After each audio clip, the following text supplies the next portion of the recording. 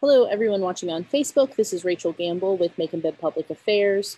We are getting set up to live stream tonight's pre-commission meeting, which is scheduled to start in just a few minutes at 5, and full commission meeting, which is scheduled to start at 6.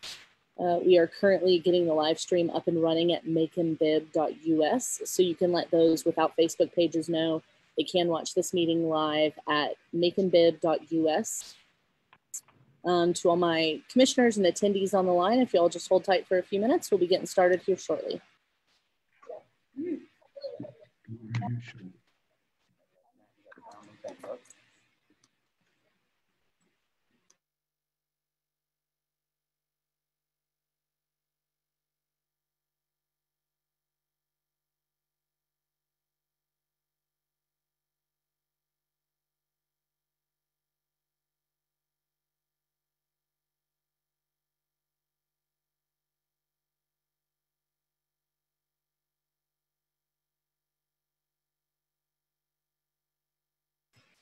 We are now live streaming on Facebook and our website.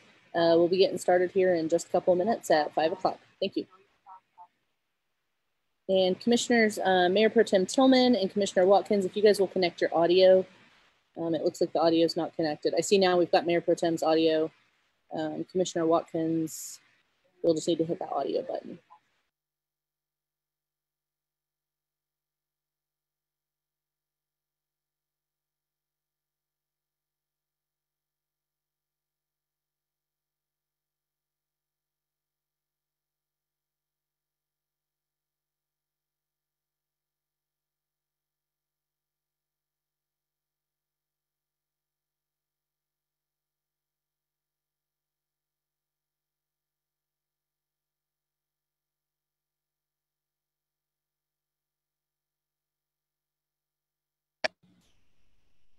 Good afternoon, ladies and gentlemen. I'd like to call to order this meeting of the Macon-Bibb County Commission. This is the pre-commission meeting. And let me start with this notice. Out of an abundance of caution, the Macon-Bibb County Commission meeting scheduled for Tuesday, July 21st. Both the pre-commission meeting and the regular commission meeting will be available to the Macon-Bibb County Commissioners by video conference only. The commission chambers will be closed to the public and press in order to slow the spread of COVID-19. Therefore, the public and press may only access the meeting simultaneously online at www.maconbibb.us or www.facebook.com/Macon-Bibb County. Want to be sure that as we convene this pre-commission meeting, we have several items of new business to discuss. Therefore, we will be convening as a committee of the whole in order to discuss these new items of business on our agenda. Before we get to that, I would like for the clerk to call the roll and be sure we have a quorum of the committee of the whole so that we can conduct business. As she calls your name, would you please unmute yourself and respond so that we can get a verbal response to confirm your attendance. Madam Clerk. Thank you, Mr. Mayor. Mayor Pro Tem Tillman. I'm here. Thank you. Commissioner Allen. Here. Commissioner Bibbins. Here. Commissioner Jones. Commissioner Lucas. Commissioner Schlesinger. Here. Commissioner Shepard. Commissioner Shepard is trying to log on right now. Commissioner Watkins. Here. And Commissioner Wynn. Got 5 commissioners on the line. I count for a quorum, so that would be 6. So that's a bare minimum for a quorum. But we, as I say, we're expecting other commissioners to call in shortly. But let me read the agenda for tonight, just so you'll know and have some appreciation for how to balance our time, because we've got only 1 hour before we're supposed to begin our 6 o'clock meeting and a lot to do. We're going to have an update on the COVID-19 situation from Spencer Hawkins and a recap of the governor's most recent executive order, what it does say, what it doesn't say, along with perhaps some legal comments about the litigation that has resulted from his executive orders. Then we'll move into the consent agenda. There are 3 items of business on the consent agenda. They are all 3 ones that you have heard before and moved to table and to hold off. So we'll get to those 3 licenses to see what your pleasure is as far as moving them forward to the meeting tonight or to continue to do additional diligence. As far as the new business is concerned, we want to have a discussion with you about the millage rate and the rollback rate that has been calculated, and whether or not to accept the rollback or to maintain a constant millage rate that was consistent with last year. We want to have that conversation with you, or at least broach that topic with you. Item B is an ordinance to appropriate $700,000 from fund balance for a public awareness campaign. This was discussed before and was kind of tabled, if you will, or delayed to a time certain, so that an additional resolution could be prepared by the attorney's office regarding mandatory masking or having to use masking, and that will be item C. Item D is a fairly straightforward amendment to the item that was changing the name of the tree commission to the tree board. Basically, Commissioner Lucas sponsored this, and it was to eliminate confusion between commissioners there and commissioners here. But we decided that tree board sounded a little stilted and awkward, and so we have proposing an amendment to make it the Arbor Conservation Board rather than Tree Board, Arbor Conservation. So we'll talk about that a little bit later. And then finally, Commissioner Watkins has his small footprint stores and spacing distance requirements. So we'll talk about that. Why is it here? Finally, because we have a. Excuse me, sir. Point of. Why go ahead. Why is that item here? Because it passed the committee. That's an amendment proposal. Doesn't need to be. I was thinking that there was some sort of amendment or something that you had requested to it. The specialty shops. Michael's got some additional information. Maybe it was just to change the name of a Vice store. I don't know. Okay, yeah. Michael, are you there? Yeah, we can wait. That was we added some language regarding specialty shops at the request of P&Z, and so that's an amendment that proposes that. Okay, so this is just an amendment to that before it goes, yes, Commissioner Watkins. And then finally, there's a resolution to assure compliance with the Constitution of the State of Georgia by assessing and providing for direct annual tax efficient to help the Board of Education as they issue bonds on their e-splosh. And if the e-splosh isn't enough, that we agree to allow them to raise their millage rate, because they have the authority, as I understand it, to set their millage, but only we have the authority to levy it. So they have to get our guarantee to be willing to levy it if they have to raise it to float their bond. So we'll get to that. So a lot of new business to take into account. Plus, we're supposed to review the agenda for tonight. Let me go now to Michael and to Spencer. Spencer, let me call on you first. What's the latest, please, sir, about the COVID situation and where we are with our phased compliance process? I don't see Spencer on the meeting. I'm trying to reach out to him now. Okay, then let me go to Michael. I'll put Michael on kind of on the spot first, and we'll try to get Spencer to do the COVID response a little later. Michael, how about a quick recap of the governor's most recent executive order and the litigation? Yes, Mr. Mayor. So July 15th, which was last Wednesday, Governor Kemp issued his third executive order entitled Empowering a Healthy Georgia. It took effect on Thursday the 16th and continues through July 31st. It was very similar to the previous two orders. Only a couple of little changes to note.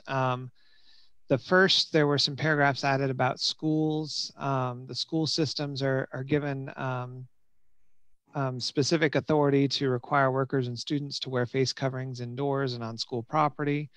Ask for schools to enforce social distancing requirements, especially when they're exercising or singing or playing wood instruments.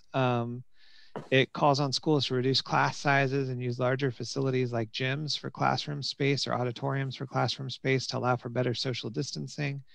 And it directs schools to make sure their ventilation systems stay in good working order to increase air circulation as practicable. Governor Kemp also added a paragraph that says, I'm just going to read this verbatim, pursuant to Code Section 38.328, other than orders issued pursuant to the authority of Code Section 38.360, which is the judicial emergency provisions. Any state, county, or municipal law, order, ordinance, rule, or regulation that requires persons to wear face coverings, masks, face shields, or any other personal protective equipment while in places of public accommodation or on public property are suspended to the extent that they are more restrictive than this executive order. And the mayor mentioned a lawsuit on Wednesday or Thursday, I believe, of last week. The state sued the city of Atlanta, and I believe Mayor Bottoms was named in her official capacity as well. And the basis of that suit was to have the orders that Atlanta had issued, particularly requiring masks within the city limits, declared void. And there was also an injunction component to seeking to prohibit Mayor Bottoms from making statements to the press that the mask order that had been entered in the city of Atlanta had, was enforceable and was lawful. And so that court matter was supposed to go to a hearing this morning before the Superior Court of Fulton County, but the judge assigned to that case recused herself within, I heard about it about 30 minutes before the hearing was supposed to go, but it may have been well before that. But so I haven't heard when that hearing is going to happen on that. I also saw that the Georgia Municipal Association filed an amicus brief on behalf of the municipalities of the state of Georgia, advocating for their position, though I haven't had a chance to read through that brief. That just came through in the last hour, I believe. And one final note about the new executive order.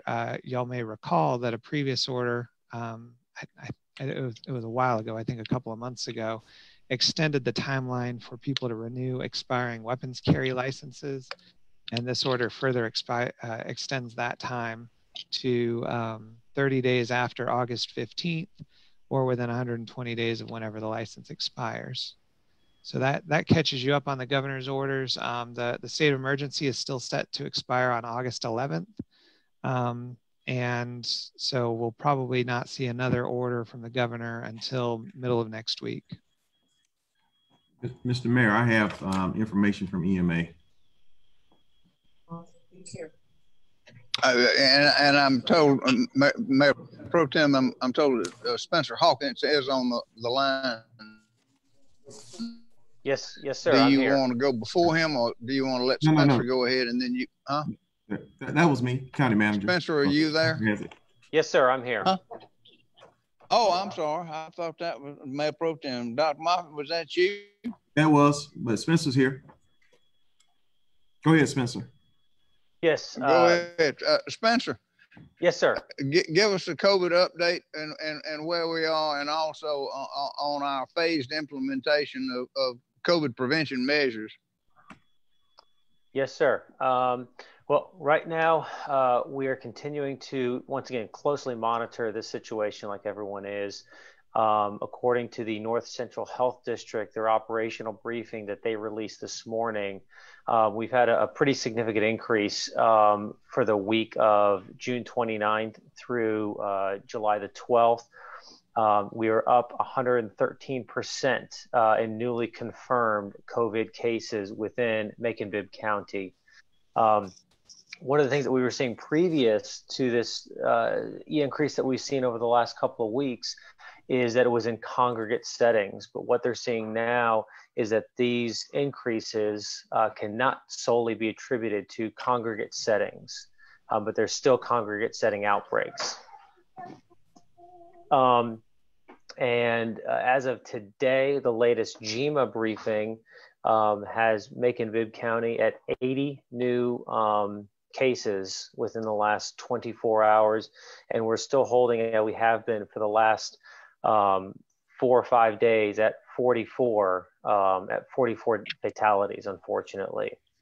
And as far as our phased approach, because we did hit the threshold that we set for ourselves of more than 50 cases along the moving average for more than 5 days, we have moved into phase 3, which once again, first and foremost, we are strongly encouraging all of our employees and citizens to wear masks whenever possible.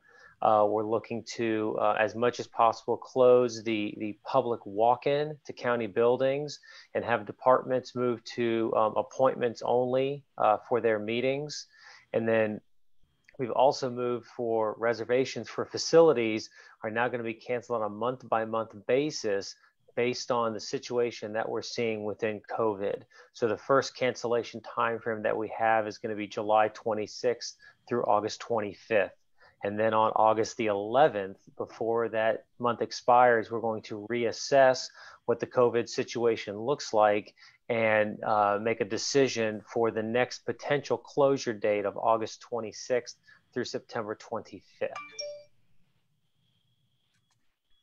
Commissioners, Mr. Mayor. If any commissioner would like to have a copy of the restrictions that we're trying to implement, or the actions that we're trying to implement in phase 1, phase 2, now phase 3, correct, Spencer? We're in phase 3? Yes, sir, phase 3. And Spencer, out of an abundance of caution, is in the process of drafting, heaven forbid, a phase 4 and even phase 5 based on increasing numbers, but that's not ready for publication yet, but we're trying to work on that to see what we would do. But if any commissioner has questions about, what facilities are closed, what we're not providing and what we are providing, Spencer can provide that information to you. Are there any questions at this point about any of that, or do you want to just get the copy from the? Ms. Lucas has a question. Commissioner Lucas, I understand you have a question. Yes, ma'am. I can't. I'm sorry. Can you not see me? Well, I can now. But you're on my second screen. I was looking at the people on my first screen, and I need to swipe over to see you. Okay. Now I've got you. What I think I'll do is put everybody on this speaker mode, so that the one that's speaking is the one that shows up, so you can get my attention that way. Okay. I wanted to ask if the attorney can explain to us what the amicus brief means, because some of you are attorneys and I have kind of a feeling, because it's been discussed recently with the Board of Health, but if we could get an explanation of what GMA filed, we understand it was an amicus brief, and I'd like for that to be explained. And the other thing, Ms. Mayor and fellow commissioners, Mr. Chris Sabatawa with the Board of Health, as the spokesperson for the Board of Health, is with us also in this meeting. And he would like to present some information while we're talking about this, some information from the Board of Health, if that is okay. We are pressed for time, Commissioner Lucas. I understand, but I think this is very important. And if he'll limit his time, please, ma'am, that would be helpful. I think he can do that. Commissioner, you want me to go ahead and explain the GMA brief first? Yeah, that was what I. Okay. Yeah, as Michael alluded to, there's a lawsuit in Atlanta between Governor Kemp and the mayor of Atlanta, as well as the city council of Atlanta, and it centers around their action to mandate masks and some other things too. It's not just that. And he has filed a lawsuit up there saying in effect, that they can't do that. They exceeded their authority because his executive order passed under the Emergency Act, the Emergency Management Act, says you can't do anything inconsistent, and inconsistent means different in his order. The Georgia Municipal Association filed a brief this morning at 9:08, and I just got a copy of it about an hour ago, but I've skimmed it, and I know enough about it, the issues, to be able to give you a 10,000-foot view. What the GMA, Georgia Municipal Association, says is that they are taking the side at this point of the city of Atlanta and saying that the governor has exceeded his authority with respect to his executive orders. They say that his statement in his executive order that a municipality, local government's order inconsistent with his being different from his is a overreach of his authority. They say that's for a judge to decide what is inconsistent. That's number one. That's their first argument. They then argue that their order in Atlanta is actually a supplementation of and not inconsistent with the governor's order. The statute that gives him the authority to issue these orders says that local governments can supplement his orders as long as they're not consistent with, and that the city of Atlanta is saying that they're not actually inconsistent with, they're just taking it a little further and being consistent with but supplementing his order. So that's their second argument. And then they argue that under the Home Rule Act that we have certain home rule powers as local governments to do certain things, including emergency powers to protect the health and welfare of our citizens. And they're saying he overreached by preventing local governments from acting on their own in certain ways. That is a generalization of all the arguments, but that's what they filed this morning. And as Michael said, there's not been a hearing scheduled yet on the. I have a quick question. Did the ACC, as the Association of County Commissioners, come out with anything? I don't know, but I don't know they haven't. I don't know if they had. I think I'd know that, but I don't think they have. It's just the GMA right now. So it's definitely it's a heated legal contest on those two sides in terms of what the governor's powers are versus what local government's powers are. Okay.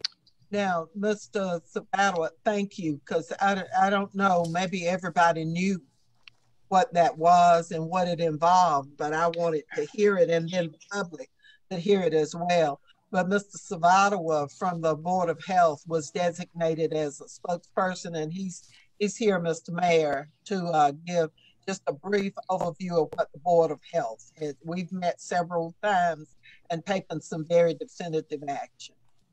Then would you? Sure. Mr. I'll be very brief, commissioners and mayor. You received a resolution in our recommendation and support for local mask mandate July 11th. And that resolution was drafted pursuant to the powers and functions of the Board of Health. And we wanted to reach out today and just reaffirm that this is not only our assessment, but conviction that moving forward with a local mask ordinance is necessary as an additional preventative measure for the health and the well-being of our community. This issue about local oversight is imperative. You know, it's all matters before the Board of Health. For many years, we've continued to assert local input, local oversight where appropriate, and reaffirm that this is a very important time to do that. We ask that you continue in your discussion and debate today to carefully consider the proposals that are in front of you, that have been sponsored and supported by my colleagues on the Board of Health.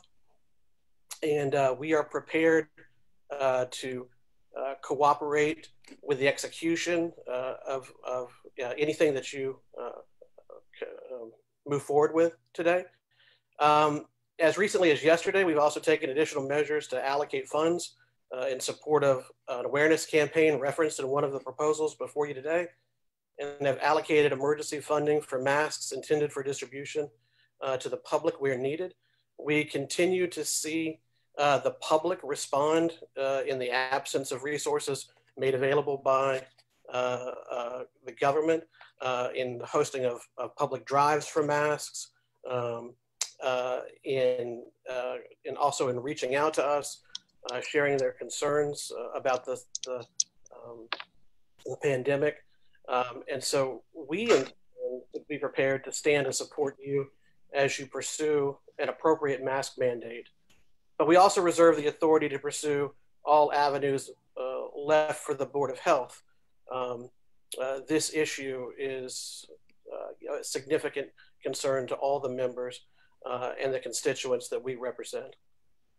Thank you, Mr. Smartma. Question, Very Mr. Mayor. helpful. I appreciate that. Mr. Mayor, question. Mayor Pro Tem? If that's, I mean, we already voted on this and the language did not call for a mandate. My question to Mr. Savadia, because we have Commissioner Lucas and Allen. So, you know, so my question then is, why haven't y'all joined in the lawsuit with Keisha Lance Bottom and sued the governor? Why haven't y'all done that? If y'all support it, y'all got funding, why come to us about it? Why haven't y'all already just taken those steps?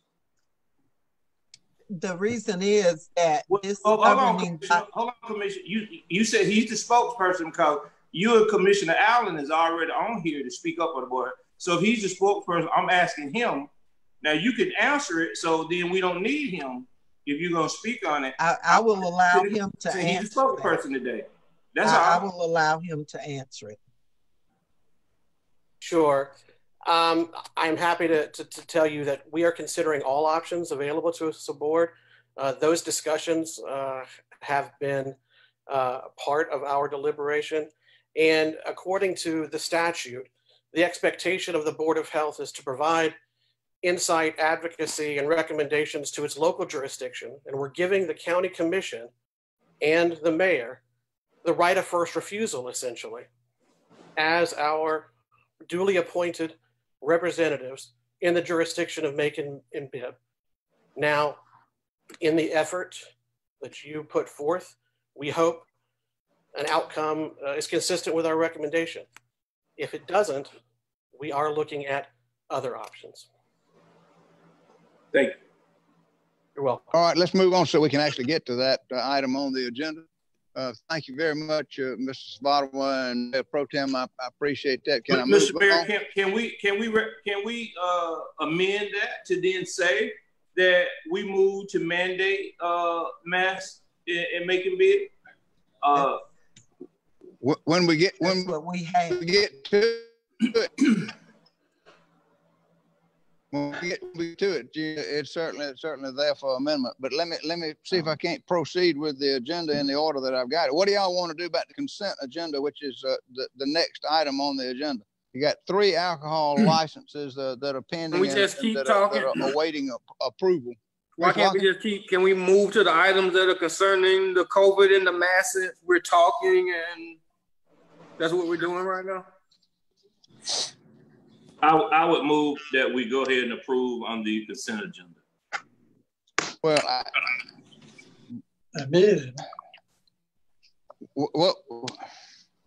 as I understand it, we've got a couple of people that have been invited to call in and are in the meeting that are with the applicants for these alcohol licenses. At least I understand that they're on the line.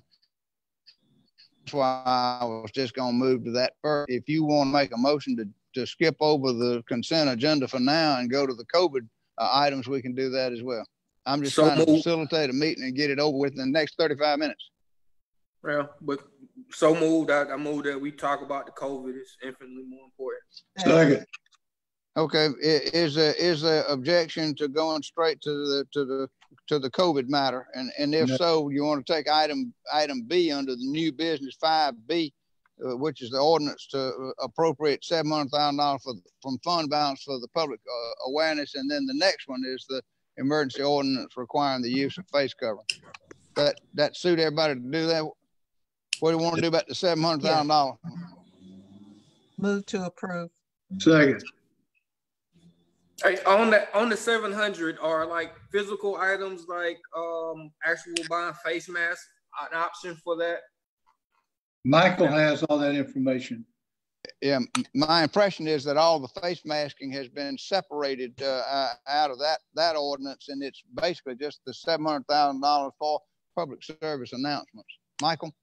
That's correct, Mayor. This is for a public awareness campaign.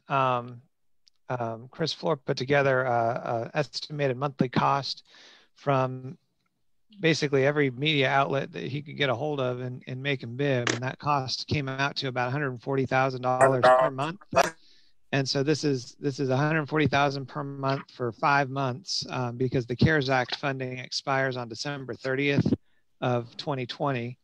And so based on the idea that we didn't want to spend any money beyond the CARES Act funding expiration date, that's the timeline, $140,000 a month for public awareness, radio, internet, print, television, marketing through December 30th.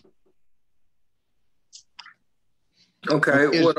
So I guess my question though is, can we amend that in some way that the sponsors would allow it to make sure that like the purchase of PPE equipment can be done within that? Mr. Mayor. I think you're gonna need more money. Mr. Mayor. Dr. Moffitt. Please know that we are making expenditures from our, I guess they call it a COVID account. So we are buying supplies, we are buying PPE, hopefully be reimbursed with the money coming from the state. So we are making those purchases. As of right now, we are, no department is lacking for PPE. No, I guess I was thinking just as part of your public service awareness, you could, provide free masks to members of the general public. It's like 100,000 people that pay us taxes. I was just thinking if you shaved a month of your public awareness campaign, $140,000 worth of, 20-cent masks could go a long ways to people who say I don't have the we are anticipating that. We are anticipating once we get the guidelines from the governors, from the CARES money, that we are going to put together a plan, because some of that does count to go to businesses and in the community. So we are going to be working on that. But this part here is to focus primarily on education. Right. Okay. Move on. I got a motion and a second to approve the ordinance to appropriate $700,000 from fund balance for a public awareness campaign. Is there further discussion? Hearing none, all in favor of that ordinance signify by aye. Aye. Opposed, say no. The ayes have it. That'll be item V on our agenda for later this evening in the full meeting. Now let's go to the new ordinance that has been drafted by legal requiring the use of face coverings. And I'll turn this over to Michael, or Michael, are you the one that can talk to us about this ordinance? Duke, did you want to take this one? Duke. So we split this up from the last time they combined them, and so you've already voted on the first one, which is the public awareness thing. And this ordinance that is before you in 5C is a mask mandate, and what it would, and it's, I don't know if you've had time to read it or not, but the bottom line is it would require that all residents and visitors of Macon-Bibb County are ordered to wear a face covering over both the nose and mouth at all times, while as practicable, while outside their homes or places of residence. What that means is, and it's defined in here, practicable means when visiting any commercial establishment, government office, or other enclosed location in which persons not residing in the same household or place of residence are present at the same time, when working at any commercial establishment, government office, or other enclosed location in which persons are not residing in the same household or place of residence or within 6 feet or moving in such a way to be within 6 feet of each other, at any other place within Bibb County outside of such person's household or their personal vehicle. So if they're in personal vehicle, you don't have to wear a mask under this under this ordinance. The exceptions to it, in other words, when you don't have to wear a mask, would be if you're under 10 years of age, if you're in a personal vehicle or other enclosed space occupied only by persons who live in the same household or place of residence. So if you're driving with your family, you would not be required to wear a mask. When you're exercising outdoors, you would not be required under this ordinance to wear a mask. When eating, drinking, or smoking, when wearing a mask materially causes or aggravates a health condition, or when wearing a mask covering would prevent the receipt of personal services such as dental, medical care services, things like that. So a violation of it would be it'd be a fine. If you violated it and you were cited for not wearing a face covering and you were supposed to, if this ordinance passed, you would be fined $25 for the first offense, $50 for the second offense, and not more than $100 for the third offense. So it does require for fines to pay to the municipal court of Macon-Bibb County. And that's the substance of it. That's very similar, to give you background, that's very similar to Athens-Clarke County that passed a similar ordinance. Savannah passed a similar ordinance. And of course, we just discussed Atlanta. So there may be, there's three I know, there may be one more. That's all Commissioner Wynn wants. Mayor. Commissioner Wynn. Can he not, can you not Commissioner see? Wynn, hey. No, I'm sorry. I've got my screen set on active speaker, so I can see you now.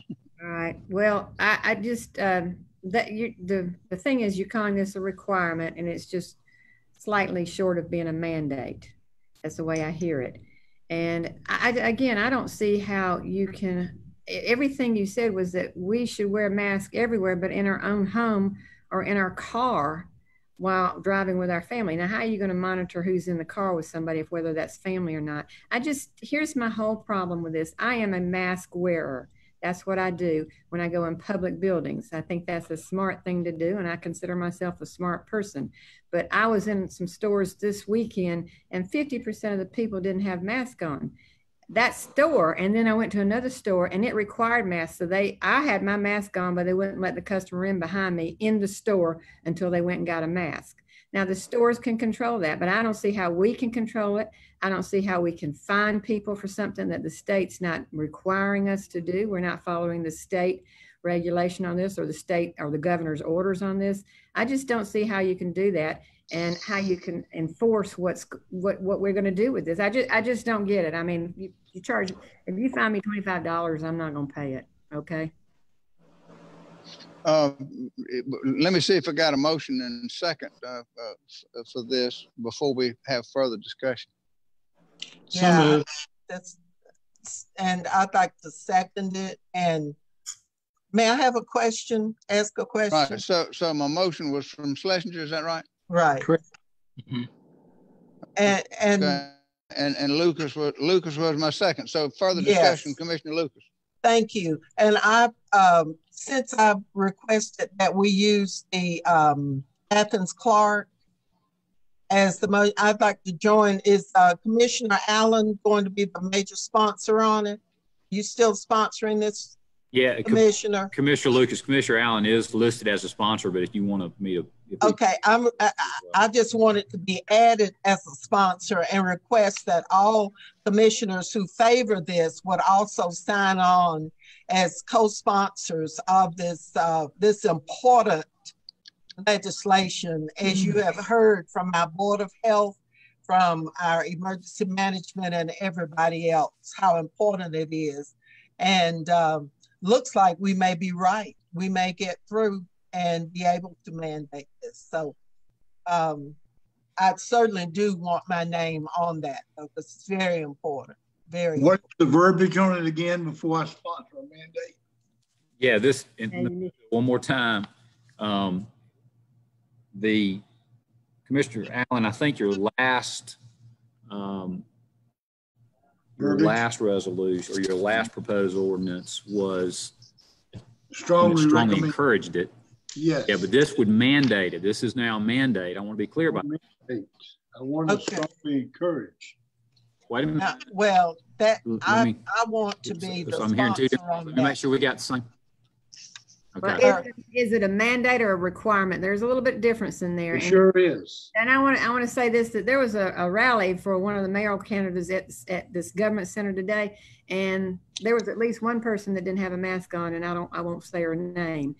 If you're mandating or you're trying to mandate mask, you need to follow the rules. So here's what exactly it says. It says that all residents and visitors are ordered to wear face coverings, both nose and mouth, at all times while practicable, while outside their homes or places of residence, subject to the exceptions that I read. You must misunderstood. I said strongly. I'm sorry. Okay. Obviously, it's a different one, so I would like to be the sponsor on that and would welcome anybody else who wishes to co-sponsor that, because it's obvious that Commissioner Allen is not in sync with this. So I would like to be placed as the major sponsor, and we've already had a motion and second to approve it. If I can just clarify real quick, the reason why it lists Commissioner Allen as the sponsor is because it's an amendment to an ordinance that he proposed. And so the listing of his name is because he's the one that introduced the legislation originally. He didn't introduce the amendment, but he introduced the original legislation. So that's just why it's before the commission at all. What I'm hearing him say, and to correct me if I'm wrong, Commissioner Allen, is he does not support, or at least he doesn't want to sponsor the ordinance that orders face coverings. Okay, that's fine. That's okay. And he's on the Board of Health. Well, and that's what we're talking about right now. That would be ordering face coverings today. So don't be picking commission. Everybody else. We have a motion and a second. It's a discussion. Okay. All right. So we do have a motion and a second for this by Schlesinger and Lucas. Is there further discussion? If not, all in favor of putting this on the agenda for tonight for final action, by saying aye. Aye. Opposed, say no. No. The ayes appear to have it. So we'll put it on the agenda for tonight as item W under old business, and I'm sure we'll have an additional discussion about it then. Now, can I go back up and pick up the alcohol licenses? Because I'd like to try to get some resolution of whether they're going to be on the consent agenda or not. As you may remember, these three applications that have been pending are number one by Yogi Mahant 2020 LLC, doing business as the Fort Hawkins package store. It is for liquor, beer, and wine package sales to go. It is an existing location. This is a change of ownership and or change of agent is the reason it's before us tonight. The second is by Janelle 2015 Incorporated, doing business as Neighborhood Gas and Grocery, located at 3102 Napier Avenue. It's for beer and wine package sales to go at that location. And the final one is by Exxon 2311 LLC, doing business as Exxon Food Mart, located at 2311 Pinona Avenue. It is for beer package sales to go at that location. I need to know what's your pleasure, what you want to do about these three alcohol licenses. Mr. Chair, Mr. Mayor. Yes, ma'am. Mr. Lucas. On the one on Emory Highway, my major concern was that there have been a number of people who've complained about the trash there. And there is a church, and I don't know how the measurement was done, but I'm concerned about the distance from that establishment and the church. And I just want to be assured that with a new owner that the place would be cleaned up, that there would not be trash all over the location there. that also, and I would also like for our traffic folks to go out and take a look at that area, because there is a street that comes right out in front of that establishment onto Emory Highway. The traffic is very, very fast in there. So I'd like for us maybe to put something there, because there are children that take that shortcut rather than going to a crosswalk. They're darting from there out. And we have had a number of accidents there and a number of people who have been run over, who have been hit and hurt very badly in there.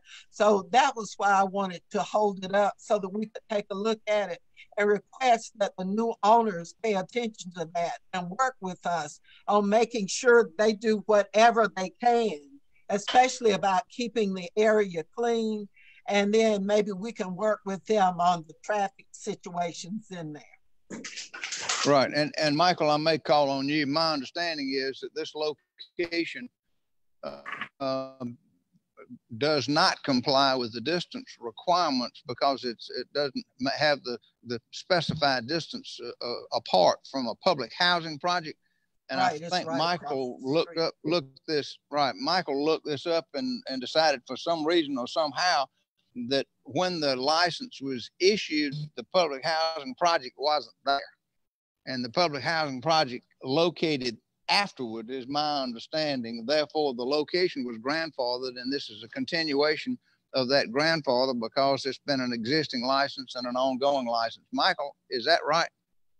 That's my understanding, Mayor. And that was the statement that engineering provided to us when they did the measurements, just that there had been a package store there for a very long time. And so it's protected by the legacy provisions. Ma'am? Okay. And I understand that the applicant, Mr. Patel, is on the call with us.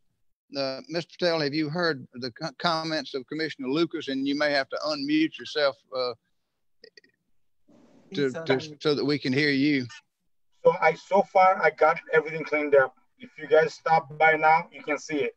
I got a bigger dumpster. I got cameras outside. I don't let people hang out there anymore. So a lot of that has changed. Good. That's great. Can that be a part of? Come on and check it out.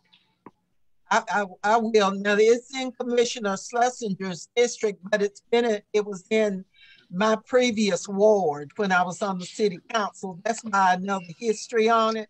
And a lot of people still call me because I used to represent that area as a part of the old ward system. But there have been a number of things going on in there for a long time, and we need to make sure before issuing that some of those things are rectified. And that's what I wanted to do by holding it up. I got you, man. I have no problem. It sounds to me, Commissioner Lucas, like Mr. Patel is more than willing to cooperate and try to keep the place picked up and work with us on your issues of concern. Is there any other concern about the issuance of this license? If not, can I get a motion to approve this license? So moved. Second. Got a motion by Schlesinger. Can I get a second? Second. Lucas. By Lucas. Second by Lucas. Further conversation? Hearing none. All in favor of putting this on the agenda tonight, signify by saying aye. Aye. Opposed, say no. Okay, it'll be on the consent agenda. What is your preference now about Janelle 2015 doing business as Neighborhood Gas and Grocery at 3102 Napier Avenue, beer and wine package sales to go at that location, and the Exxon 2311 LLC located at 2311 Pinona for beer package sales to go. What's your preference there? So, and I'll speak on that one if I may. All right, sir. So, my issues aren't as localized and specific to what Commissioner Lucas was just speaking of. But there is a general sentiment in the community that there are an oversaturation of the same type of store offering very few goods and products, and staying open very late. The laws as written currently in Bibb County don't adequately address that, and I understand that. And our planning and zoning doesn't do a great job, but it remains to be a problem. So I guess one of my questions, what type of products at either the Exxon or the other location are you intending to sell, and what are the proposed hours of operation? Because I understand that a lot of these times that you're opening up relatively close to a residential area, and traffic inflow and noise can be an issue as well. So if anything, I would like answers along with those two questions. I'm not sure who's on the call. Is Mr. Patel on the call for Janelle 2015 Incorporated doing business neighborhood gas and grocery at 3102 Napier Avenue? He may not be on the call. What about Mr. Bashir for 2311 Exxon 2311 LLC? Mr. Bashir, are you on the call? Yes, sir. Mr. Bashir is on the call for Exxon 2311 LLC. Mr. Bashir, have you heard I think Commissioner Watkins had a question about your hours of operation. Yes, I heard it. We know about this one. All the stores on the Pioneer Avenue are mostly open 24 hours, but we don't intend to open it up till late night, but we might open it till 11 or 12 or 10, but we don't intend to open it for 24 hours. Mm-hmm. So you plan on closing at 10 or opening at 10? Closing at 10 or 11 p.m. Okay. We don't intend to open late hours. All right, I understand. Thank you. And what type of products are y'all planning on? More of the same typical, or anything different in the variety? All these we have only 3 beer companies, and we will try our best to introduce new variety to people over there. Maybe we can try new ones if they have any. Because of this corona, there's already shortage of everything, as you know already. As soon as we can get good ones, we'll have it over there. So mainly beer and wine? No, yeah. No wine, just beer. No, beer. Beer. Do you have gas pump? Oh no, it is beer and wine. Yeah. I'm sorry, it is beer and wine according to this. I'm sorry. We do have a gas. Yeah, we do have the gas pump over there too. We have 4 dispensers over there. All right. And do you have lotto and game machines? Yes, sir. We don't have it yet. We have the coin machines over there. Recently got it, but we are still waiting on the lottery. We had online classes for the lottery this morning. Okay. You have the machines, but you don't have the lottery yet. So y'all not Mr. Bashir, limit. Yes, sir. Oh, go ahead, Mr. Mayor. Mr. Bashir, I've got one place on here where it looks like where it says beer and wine. Are you applying for? You only paid $600, which is the fee for a beer package sales to go, as I understand it. We applied for the beer license only, I guess. Yeah, right. Beer only. No wine. No wine. Okay. So it's beer only, Commissioner Watkins. Yeah. Great. And if I could add, Commissioner Watkins, we actually had Colonel Carswell go out and meet with the owners at both of these establishments. Colonel Carswell has a full report that we can provide you, but the highlights were that when he spoke with the owner at this establishment, while he was actually there, a maintenance person came up to cut the grass and clean the outside of the establishment, and reported that he will be cutting the grass weekly and cleaning up daily. The only negative that Colonel Carswell noted was that there weren't any no loitering signs yet, but there was an assurance from the owner that those would be ordered and would be put on display so that that would not be an issue. But overall, Colonel Carswell did not have any negatives to report about either establishment. Okay, thank you, thank you. All right, what's the pleasure of the commission about the Janelle 2015 beer and wine package sales to go at 3102 Napier Avenue, and Mr. Bashir beer package sales to go at 2311 Pinona? Can I get a motion? Mr. Mayor. Motion to approve. I'll second that. Who was my motion? And then I'll go to Commissioner Wynn. Mayor Pro Tem. Okay. Tillman, Mayor Pro Tem is my motion, and Wynn was my second, I think. Yes, Commissioner Wynn? Yes, I'd like to say something. I would love to vote no, obviously. Commissioner Watkins is trying to make efforts to change what these people do, but they do what they do. We don't have a legal ground to stand on to stop them in a lawsuit. So I'd love to vote no, but I'm going to say we have to vote yes. Okay, got a motion and second to put these other two instances on the consent agenda for tonight. All in favor of that motion signify by saying aye. Aye. Opposed, say no. Well, silence is a yes vote, so I'm gonna say the yeses have it. They'll be on the consent agenda for the evening meeting tonight under the consent agenda. Let me see if I can't discuss. Mr. Mayor, can I make a comment? There's people out there, commissioners.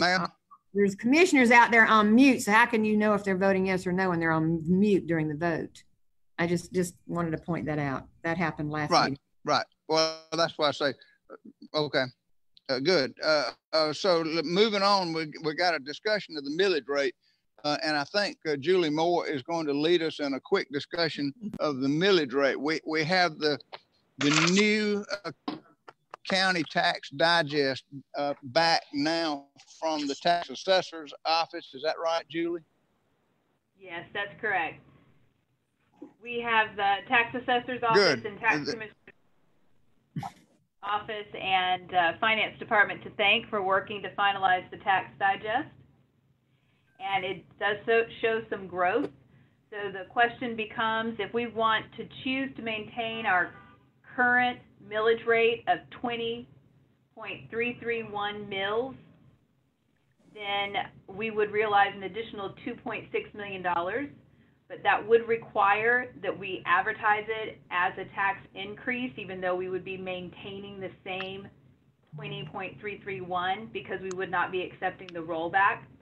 We would advertise, have 3 public meetings, and then vote to maintain that 20.331 mills and realize about 2.6 in addition from that digest.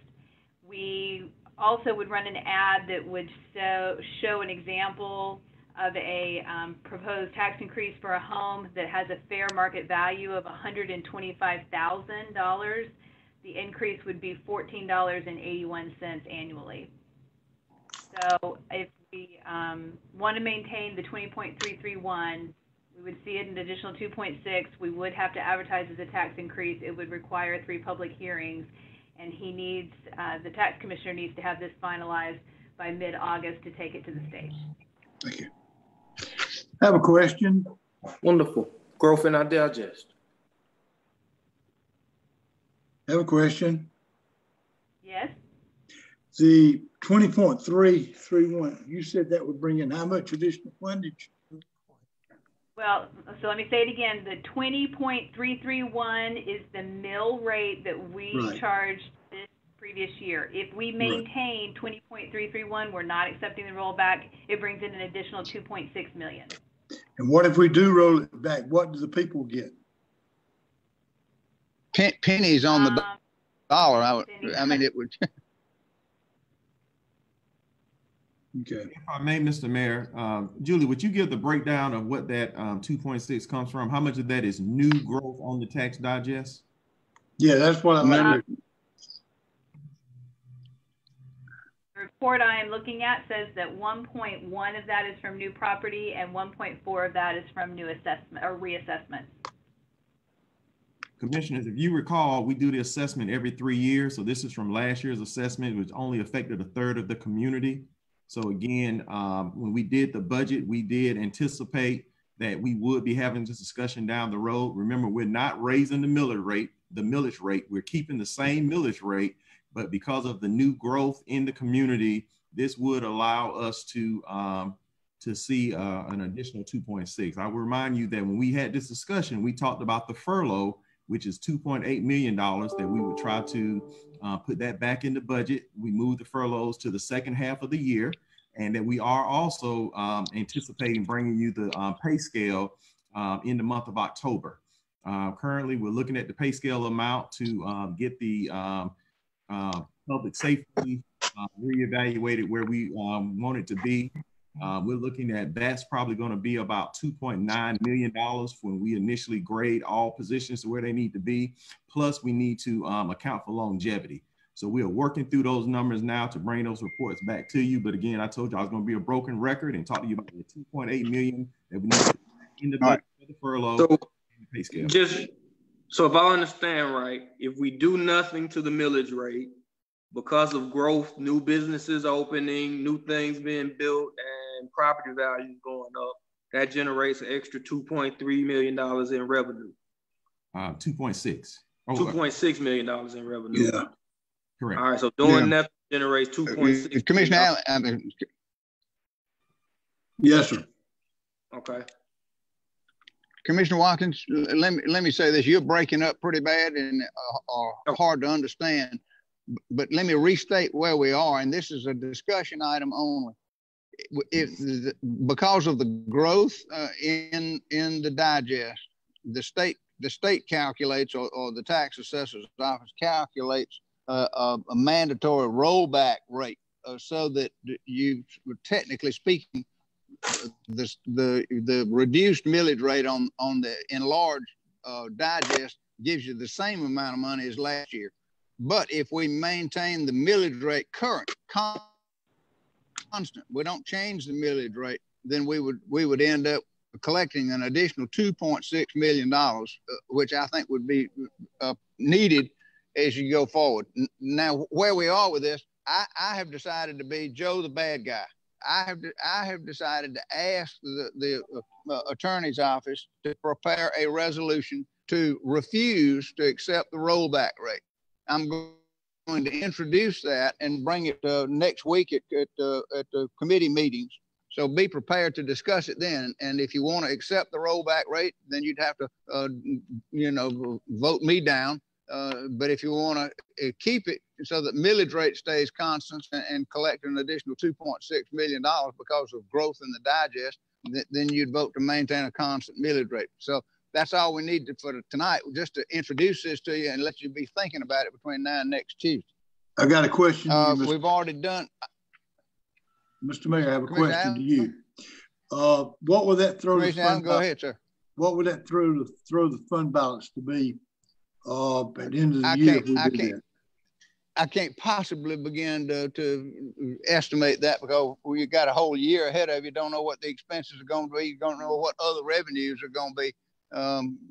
So again, a shot in the dark. But if everything else stayed the same, it would grow the fund balance by 2.6. But you're going to have increased expenses because Dr. Moffitt just mentioned two of them. Exactly. The new pay scale that you're putting in place is going. Right, and the other thing, so your expenses are going up. So hopefully you'd be trying to keep a constant fund balance and not dip in. I don't disagree with what you're saying, Mayor. Not at all. I was just trying to get across that we will have money in the fund balance that we can probably go ahead, or I won't be here, but they can go ahead and put that pay scale in place where it needs to be. Right. For additional funding. There you go. Right. Okay, that's what I want you to say. Okay. The next item we've already voted on. Commissioner Jones, did you want to say something before we move on? Yes, sir. One question before you move on, because sometimes you move too quickly. On the millage rate, just for informational purposes, what would the rollback rate be if in fact it was rolled back? What would it roll back to? Maybe Julie can tell us. Where to see it? It would be rolled back to 19.987 mils. Okay, thank you very much. Welcome. Okay. Moving on, we got to the item D is about the changing the name to the Arbor Conservation Board from the Tree Board. That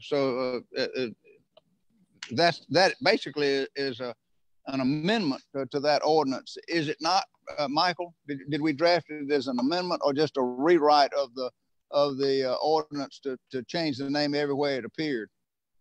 No, sir. That you had it right the first time. So the committee passed the ordinance, the code change last week to this adds 2 new members and changes the name from Tree Commission to Tree Board. And this is an amendment that you asked me to prepare to propose the name Arbor Conservation Board instead of Tree Board. And so all it does is it goes through the document and replaces all the references to Tree Board with Arbor Conservation Board instead. That's cuter. It is cuter, and I like Arbor Conservation Board. So that's good. Okay, well then can I get a motion in a second to so put that on the agenda? Second. Lucas. And who was my second? Second, Alan. Okay, Alan was my second. Further discussion about that? Hearing none, all in favor of the ordinance renaming it to Arbor Conservation Board, signify by saying aye. Aye. Opposed, say no. Okay, that'll be on the agenda for tonight. Got 2 more right quick. The first is Commissioner Watkins, small footprint stores. Michael, you made a couple of changes to that, and so this is a substitute, I guess. Would you talk about the changes that you made? Yes, Mayor. So the Commission may recall last week we were talking about the security camera provisions that are already in the code. Anybody that sells alcohol by the package to go has to have security cameras that watch the entrance and the checkout counters at the stores.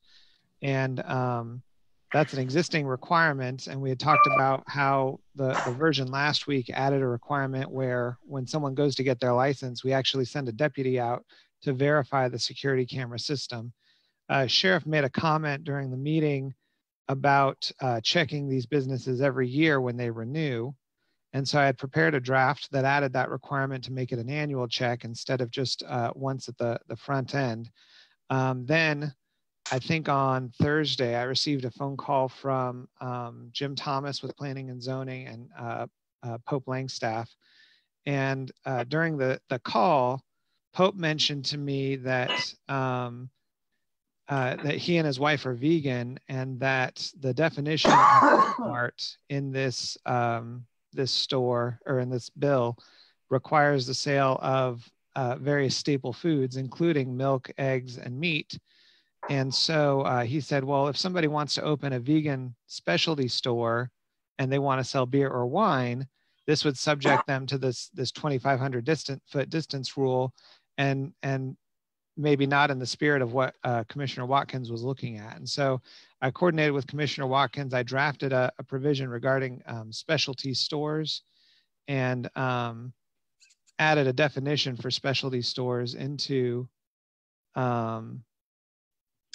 this document, which I can read right now. But basically, a retail store that derives at least 50% of its annual gross sales from certain specialized classes or types of food or beverage products or related accessories or non-food items, typically of a superior quality or more limited market availability than those general products commonly found in grocery stores. And that includes imported or luxury goods, food or beverages associated with particular culture or global region, food or beverages associated with dietary requirements of a particular religious belief, restaurants and prepared foods, organic, vegan, or natural foods, butcher shops, fish markets, cheese shops, and there's about 6 or 7 others that are. It's all on page 4 of the document that's attached to board docs. I can go through it all if you like, but I think that conveys the idea. And so these are, typically they're smaller locations, and they focus on just doing one thing really well. And so wanted to make sure that that just didn't get accidentally caught in the net of what Commissioner Watkins was trying to do. And so this adds that provision in. And it also the draft last week was said to take effect immediately, but in thinking about it, we're going to have to do some new forms for the applications. And so with Commissioner Watkins' blessing, I changed the effective date to September 1st on this proposed amendment. Did you come up with a new name for vice? There wasn't one suggested to me, ma'am, but if you have one, we can put it in there. No, I thought somebody else might have thought one. I couldn't find one either. Well, I had one, and that was ALBACCO LOT, Albaco lot. What is that? Oh my God. Oh, alcohol, tobacco. Okay. Oh my goodness. That's too hard. Well, we can make a modification to that later. I don't expect that to fly, but anyhow, the Vice Smart, but we may change the between 9 and the effective date. Just so y'all be thinking about. Do I have a motion and second, Mr. Watkins? These are friendly amendments to your legislation. Will you be my motion to approve this? So okay. Can I get a second? Thank you for the work, Michael. Second. Okay, so second by Schlesinger. Further conversation? Hearing none, all in favor of the ordinance signify by saying aye. Aye. No. All right, the ayes have it. That ordinance will be the substitute on the agenda for tonight. Finally, is the Board of Education. This is new, but we mentioned it before. The Board of Education is contemplating issuing bonds to get some upfront money on the East Plus so that they can start a little earlier. They've passed the East Plus; it's already been passed. But this is the same thing they do, but they have to get our agreement that in the event that the East Plus funding is not enough to pay the bonds, and they have to go up on their millage rate, the Board of Education millage rate, even though they have the authority to set it, we're the only ones that have the authority to levy it. And so we're saying that we'll agree to levy that increase if they have to have it. But this is a very small amount of bonds based on the total amount of revenue projected that they're going to get. So this is almost a mere formality for us, but nevertheless, we have to do it. How close did I get? Dead on target. The total amount is, I think, 100. Michael, how much is the East Plus? 180. 185 million is the whole. Yeah, and so they're only issuing 15.5 million in bonds. So, and this would only affect the board. So this is something we have to do under the law. Yeah, I made a motion. And I second. Commissioner Allen, were you motioning?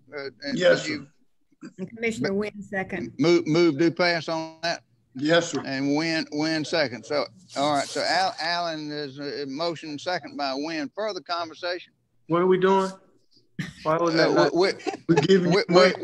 We are agreeing to levy the additional millage if it's needed by the Board of Education because of a shortage in the ELOS or ESPLOS receipts to pay the bonds, that we agreed to let them raise their millage rate and levy their increase.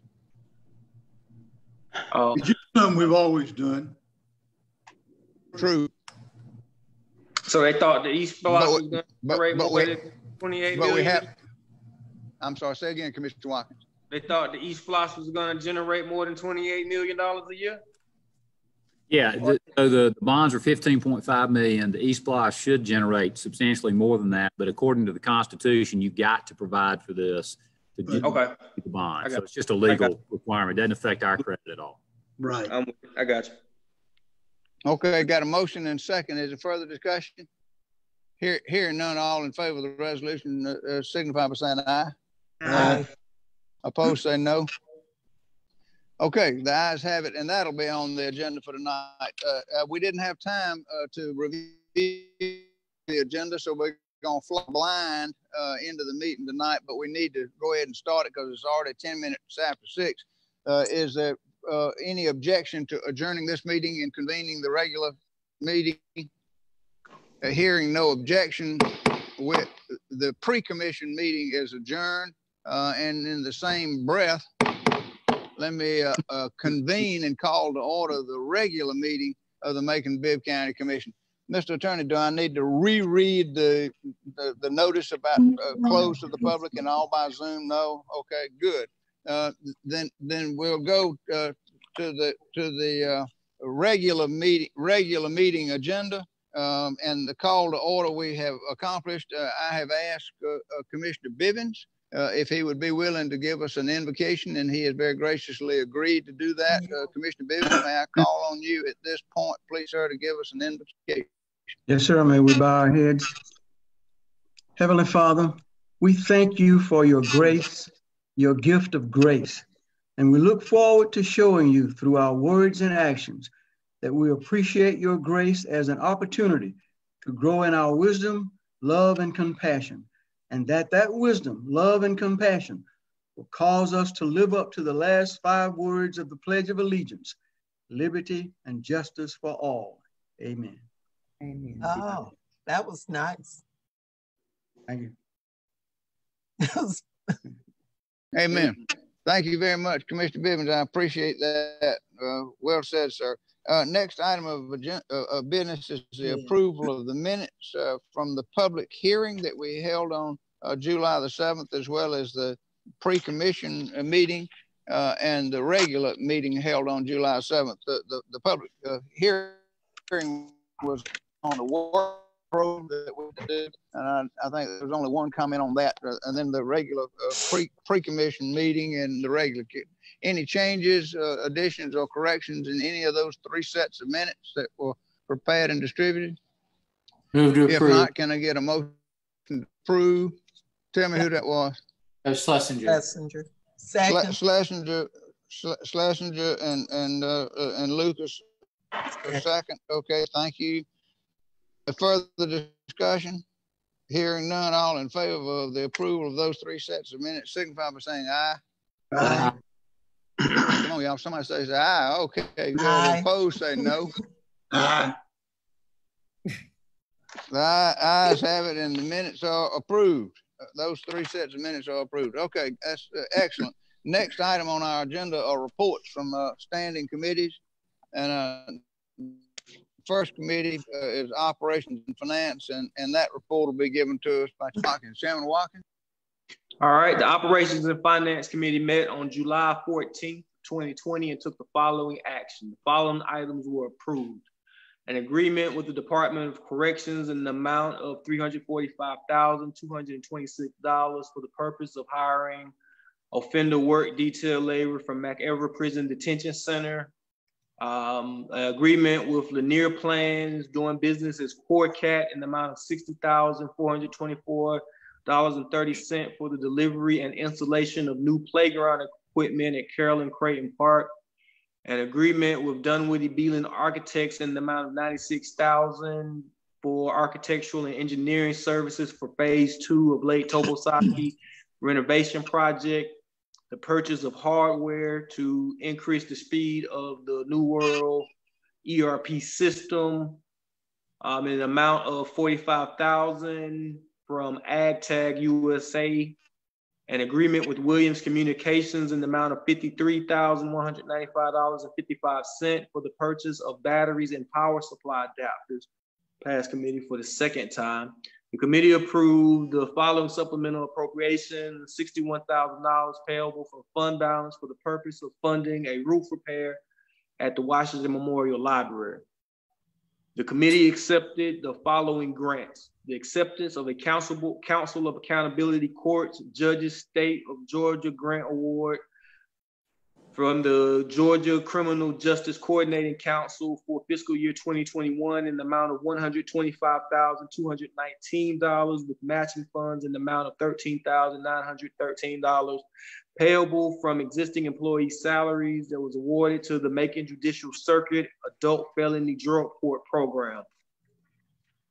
The Macon Judicial Circuit Mental Health Court Program received a $249,000. $249,000 grant with matching funds in the amount of $27,717. The Macon Judicial Circuit Veterans Court received a grant in the amount of $195,882 with a in-kind match of $21,765. And the Macon Judicial Circuit Juvenile Court received a grant in the amount of $383,615 with no local match, excuse me. And this concludes the Operations and Finance Committee report. Thank you. Thank you, Chairman Watkins. Next is the Economic and Community Development. Chairman Lucas? Yes, sir. The Economic and Community Development Committee report. The members of the committee are Lucas, Schlesinger, Bivens, Shepard, and Watkins. The committee met on July 14th, 2020, and took the following action. The committee approved the following appointment. Fire Chief Marvin Riggins was reappointed to the Region 5 Emergency Medical Services Council. The committee approved the ordinance to substitute the word board for commission in the name of the tree commission and to amend the composition of the board. And I understand there is there's an amendment to that that will be handled during the regular meeting. The committee also approves naming the Wise Avenue Park as the Dr. Betty Talbert Park and the Triangle Park as the Reverend Jacob Parker Memorial Park. The committee adopted the Economic and Community Development Department's budget for fiscal year for ESG, home, and CDB funds. This concludes the report of the Economic and Community Development Committee. Thank you, Chairman Lucas. Next is the Public Safety Committee, and that report will be given to us by Chairman Wynn. Chairman Wynn. Thank you, Mr. Mayor. The Public Safety Committee met on July the 14th, 2020, and the following was approved. An ordinance of the Macon-Bibb County Commission to amend certain sections of Chapter 4 of the Macon-Bibb County Code of Ordinances for the purpose of categorizing and regulating certain classes of small footprint retail stores to require the sheriff's approval of security camera systems for certain establishments and for other lawful purposes. I think there may be an amendment to this, but we'll discuss that later. But with no further business, the meeting was adjourned. Excellent. Thank you, Chairman Wynn. And finally, the Facilities and Engineering Committee, Chairman Jones, will you give us that report, please, sir? Yes, sir. We met as well on July the 14th, and we approved a resolution for the installation of street lights on Fleming Drive. There'll be 5 street lights there. Installations paid for by the citizens, but the actual cost of electricity will be paid out of the facilities management budget. And we also approved allowing the county manager to move forward on receiving appraisals for dirt and a potential site for the transfer station. That completes the report of Facilities and Engineering. Thank you, Chairman Jones. Appreciate that report. Next item are public comments on agenda items. I'll turn this over to Michael McNeil and Janice Ross together to talk to us about the number of comments that have been received by email and submitted to the clerk's office. Michael, are you going to give that report? Yes, Mayor. Yes, Mayor. Then let me call on you at this point. Okay. And we have a couple of non-agenda comments for the end of the meeting as well. But for agenda items, the only comment topic that we received was regarding the proposal for Cotton Avenue and the roundabout at First and Poplar and Rosa Parks Square, and the relocation of the monuments in Cotton Avenue and Poplar Street Park. And so we received 39 comments in favor of the proposal to do those improvements and move the statues. And we received 7 comments in opposition. And so in speaking to the mayor about, you know, we had some concerns that were raised about the comment process last time. And so I don't know, Mayor, if you want to go over that or. Right. Thank you, Michael. The rules of procedure that we have for commission meetings contain this language when it's dealing with public comments on agenda items, reading the pertinent part at the discretion of the presiding officer. A maximum of 3 people may be allowed to provide public comment in favor of an item, and a maximum of 3 people may be allowed to provide public comment opposing an item. These limits may be waived by the affirmative vote of at least 5 members of the commission. So you just heard Michael say that we've received a total of approximately 45 comments, and rather than reading in their entirety of all 45, I've asked him to select, summarize, and then to select 3 to read for the proposal and 3 against the proposal. It's because I think all of us are familiar with generally the background and the feelings of both sides here. So that's my decision to let Mike. Now, one last thing. I have asked the clerk to forward to every commissioner every email that was received. Every single one should have been forwarded to you, should be in your email box, and would encourage you to review them and read them and see who sent them in, and this, that, or the other. Some of them are short enough to be read. Others of them are more like an epistle that would take probably 8, 10, 12 minutes to read. They're that long.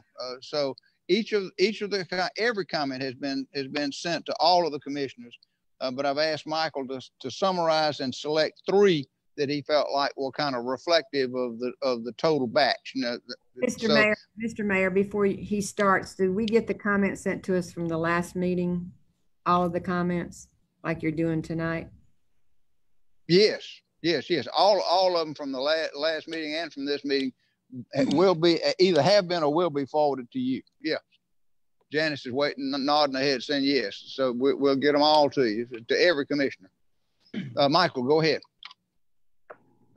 Okay, thank you. And the way that I've structured these in the past when we've had this kind of situation arise, I've got 1 opposed, 1 for, and they alternate. So the first comment is a letter that was sent by the Sons of Confederate Veterans, and it says,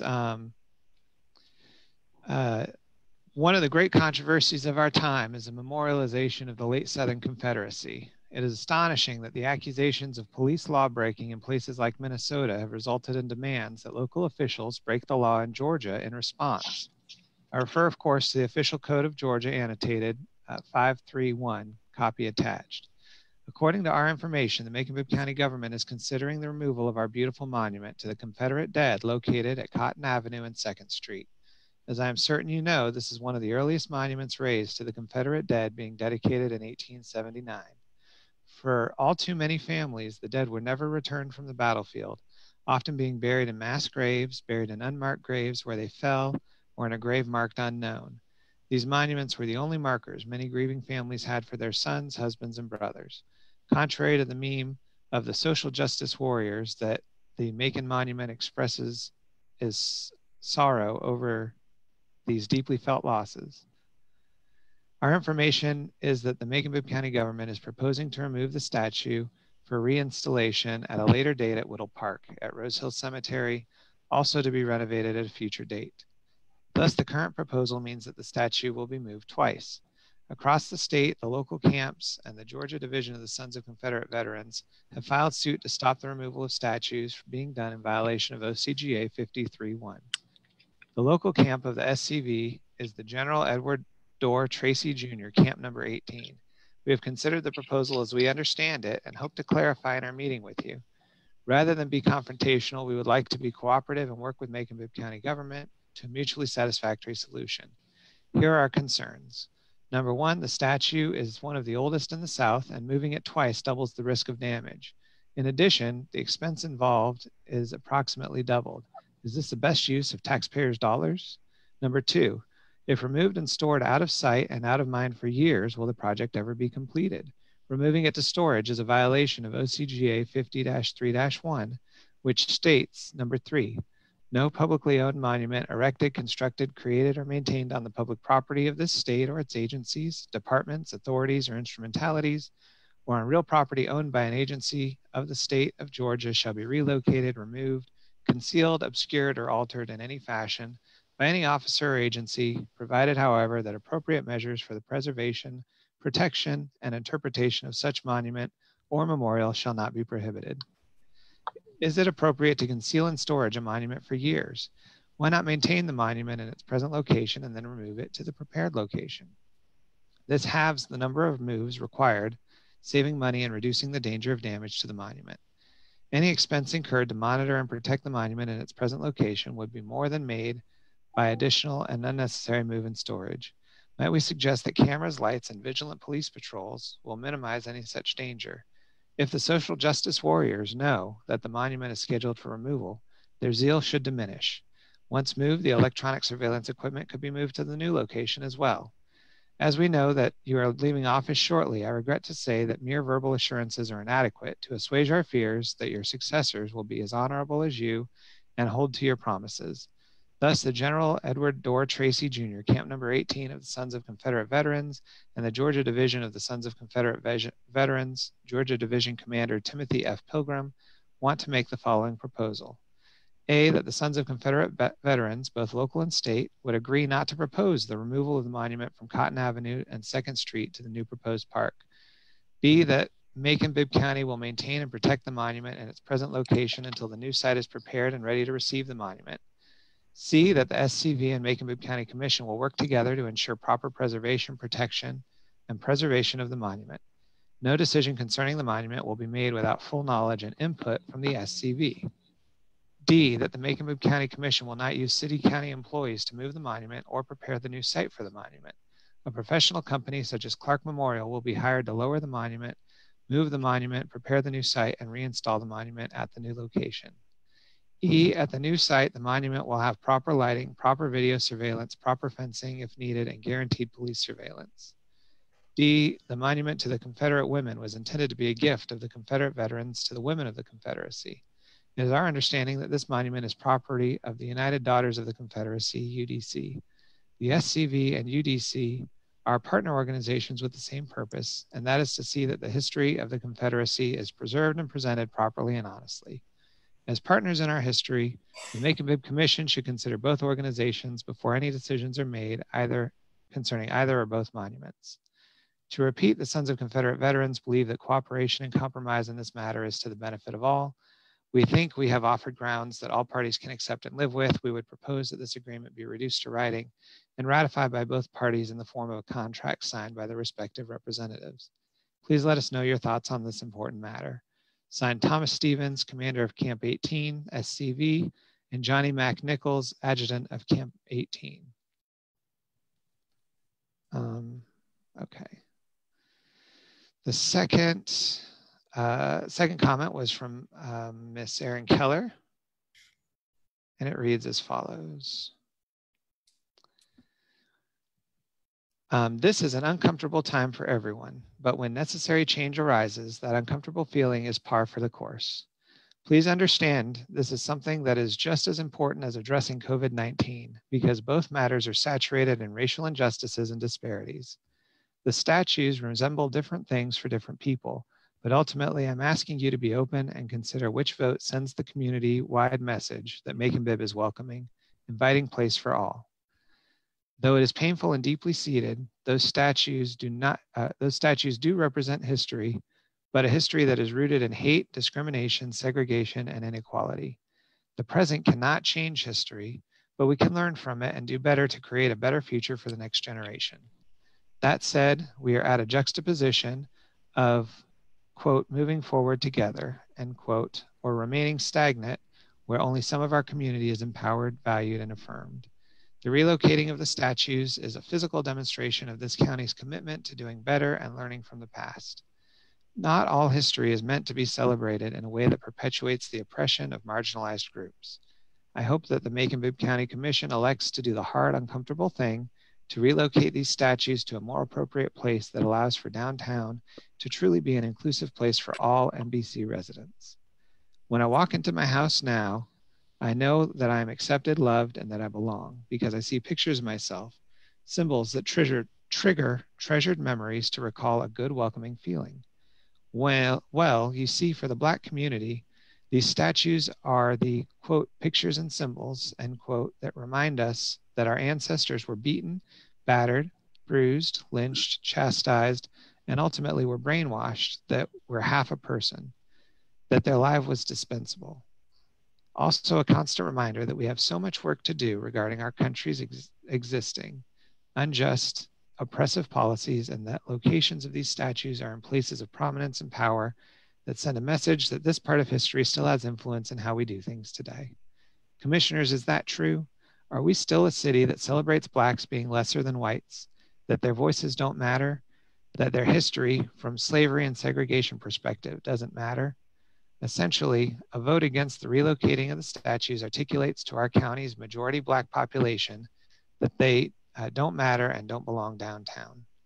I understand fear and the thought of changing your opinion is hard, but as a government leader, that is my expectation of you. Please vote yes to relocate the statues and preserve history in a more covert manner so this single act sends the message that we are ready to be better and intentionally create a community that stands firm on an equitable and just community for all of Macon-Bibb. Okay. The third comment is from John C. Edwards. It says, Dear Commissioners, this email is intended to be a supplement to 2 emails I sent to the Commission in response to the resolution, which was initially adopted at the virtual meeting held through Zoom on Tuesday, July 14th. First of all, I was misquoted in an article published Friday by Channel 13 WMAZ News, which reported I, quote, threatened to lead a lawsuit, end quote, if the resolution is carried forward. I said I would lead the, quote, charge, end quote, on a lawsuit being filed. I've been retired from the active practice of law for several years, and although I still have a law license, it is inactive, which means I can't file any pleading in court as an attorney unless I reactivate my license, which I don't plan to do. I've been told a lawsuit will be filed on behalf of others, and I intend to fully support it publicly.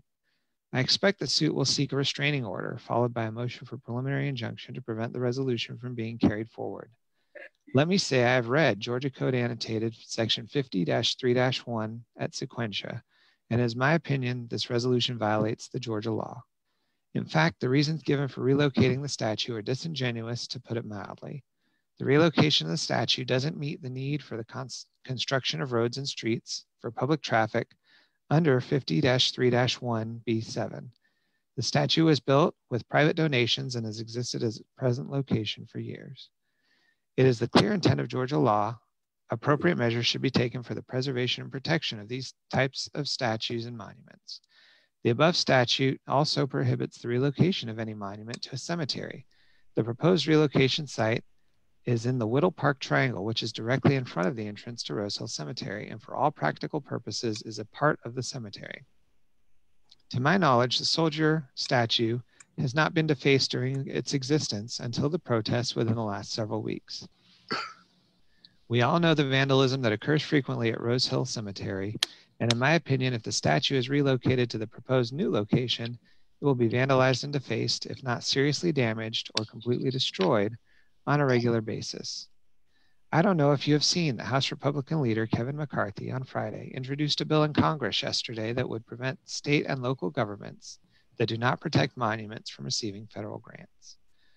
I don't like to make unsupported accusations, but I must say it appears very suspicious the Commission would take this initiative during the COVID-19 pandemic when it is impossible to hold a public hearing except by virtual meeting through Zoom, especially when the video of the meeting didn't work properly and was interrupted many times. I expect there were many citizens who didn't have access to this virtual meeting or became frustrated with trying to watch and just tuned it out. I also question why all three phases of the proposed work around City Hall, including Rosa Parks Square at a cost of $1.5 million, were combined with this proposed replacement of a statue of a soldier with a plaza at the end of Cotton Avenue at a cost of $500,000. With all due respect, this appears to be nothing more than a ruse to justify removing the monument. As far as I know, the statue doesn't represent any one person. Many soldiers who fought in the war were conscripts, and most didn't own slaves. The statue honors those Georgia soldiers who gave their lives for what they considered doing their service. It was an effort by the Southern states to block the Union government from destroying states' rights. Aside from this legal issue, I can't understand why an expenditure of $500,000 to relocate this statue and establish a plaza is necessary when our city and county have many other priorities that need to be addressed. We already have too many parks that have to be maintained, and there's no specific need for a, quote, plaza, end quote, at this location. In fact, spending $1.5 million to put a traffic circle in Rosa Parks Square, which was just recently constructed, is a total waste of taxpayer money. The county is in need of 140 different sheriff's deputies, as well as more first responders to protect our citizens. The above referred to expected lawsuit will require expenditure of taxpayer dollars to defend. But before going to law school, I majored in history, where I studied, among other things, the Civil War. One maxim I learned is history frequently repeats itself. We need to learn from history and not ignore or destroy it. Otherwise, the horrors of past errors may recur again. Unfortunately, our students today are not taught not only about the Civil War, but all other wars in which our country has since been involved. Removing and relocating monuments and statues like those which are the subject of this resolution will only give rise to more divisiveness and racism at a time in which we need more unity and understanding in our community and nation. For all the above stated reasons, I urge Mayor and Commissioners to reconsider the resolution and postpone funding and implementing it until there can be more discussion through a public forum after the danger of the spread of COVID-19 through public gatherings has been eliminated. And also wait to see what laws are enacted by Congress regarding the protection of public monuments. Sincerely, John C. Edwards.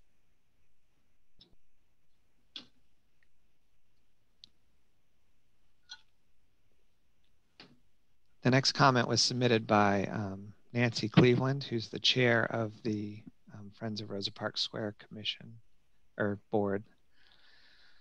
She writes, on May 8th, 1967, Martin Luther King Jr. granted an interview to veteran NBC News correspondent Sander Vanneker, and he said in regards to his famous I Have a Dream speech, quote, I must confess that that dream that I had that day has in many points turned into a nightmare. Now, I'm not one to lose hope. I keep on going. I still have faith in the future, but I've had to analyze many things over the last few years, and I would say over the last few months. I think the biggest problem now is we got our gains over the last 12 years at bargain rates, so to speak. It didn't cost the nation anything. In fact, it helped the economic side of the nation to integrate lunch counters and public accommodations. It didn't cost the nation anything to get the right to vote established. Now we're confronting issues that cannot be solved without costing the nation billions of dollars. Now I think this is where we're getting our greatest resistance. They may put it on many other things, but we can't get rid of slums and poverty without it costing the nation something. End quote. I now fully understand why he would have felt this, why after all he fought to accomplish. It costs something to do the right thing. It will cost Macon-Bibb County something to decide to move the Confederate statues and carry out the MAP action plans to create a place that will give all Maconites a sense of belonging. The resistance to and lack of comprehension of the historical and symbolic significance of removing the Confederate statues in this day and age feels like a part of the nightmare MLK spoke about. Having to fight to justify the urgency and necessity of following through with the plan to create an area in downtown Macon where everyone feels like they belong in 2020, over 30 years after MLK's assassination, is frustrating, exhausting, and painful. Moving the statues will help put Macon on the right side of history.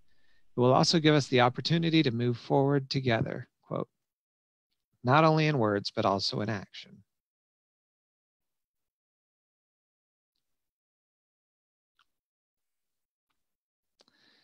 The next comment is from Mr. John Adams, and he writes, during this difficult time for Macon-Bibb, COVID has taken a big toll on all the residents. With so many people that have been laid off from their jobs, furloughed, and not knowing if they ever will be called back to work, it is really concerning that Mr. Watkins thinks moving the statues to build a new park and erect new statues is going to fix anything. Some residents have already received notice that their property value has increased by more than 30%. And here we have a 5-3 vote that moving the statues and making a new park is the right thing to do. COVID has brought many families and small businesses to their knees, and they're supposed to just suck it up and take it. All we hear from Ms. Lucas is we are in a pandemic and we need to shut everything back down and make face masks mandatory. But yet she and other commissioners also voted to move forward with Mr. Watkins' agenda without any argument about how they can help citizens. With tax revenue down 22% for the month of June, and if the pattern holds, revenue for July will be down even more. Now is not the time to be finding a way to get $5 million for Mr. Watkins' resolution, as he is taking this as an opportune time to push an agenda that don't fix anything, but to waste money. And as the chairman of Operation and Finance, you would think he would know that. How about we look to spend the money on hiring an experienced IT person, raises for our first responders, PPE for our teachers, and finding a way to give a little back to the property owners. We all need a break and a little help during this difficult time, and moving the statues, erecting new ones, and building a park is a waste of taxpayer money when they can find a better way to use these funds to help all citizens. And the final comment is from Alex Morrison with the UDA.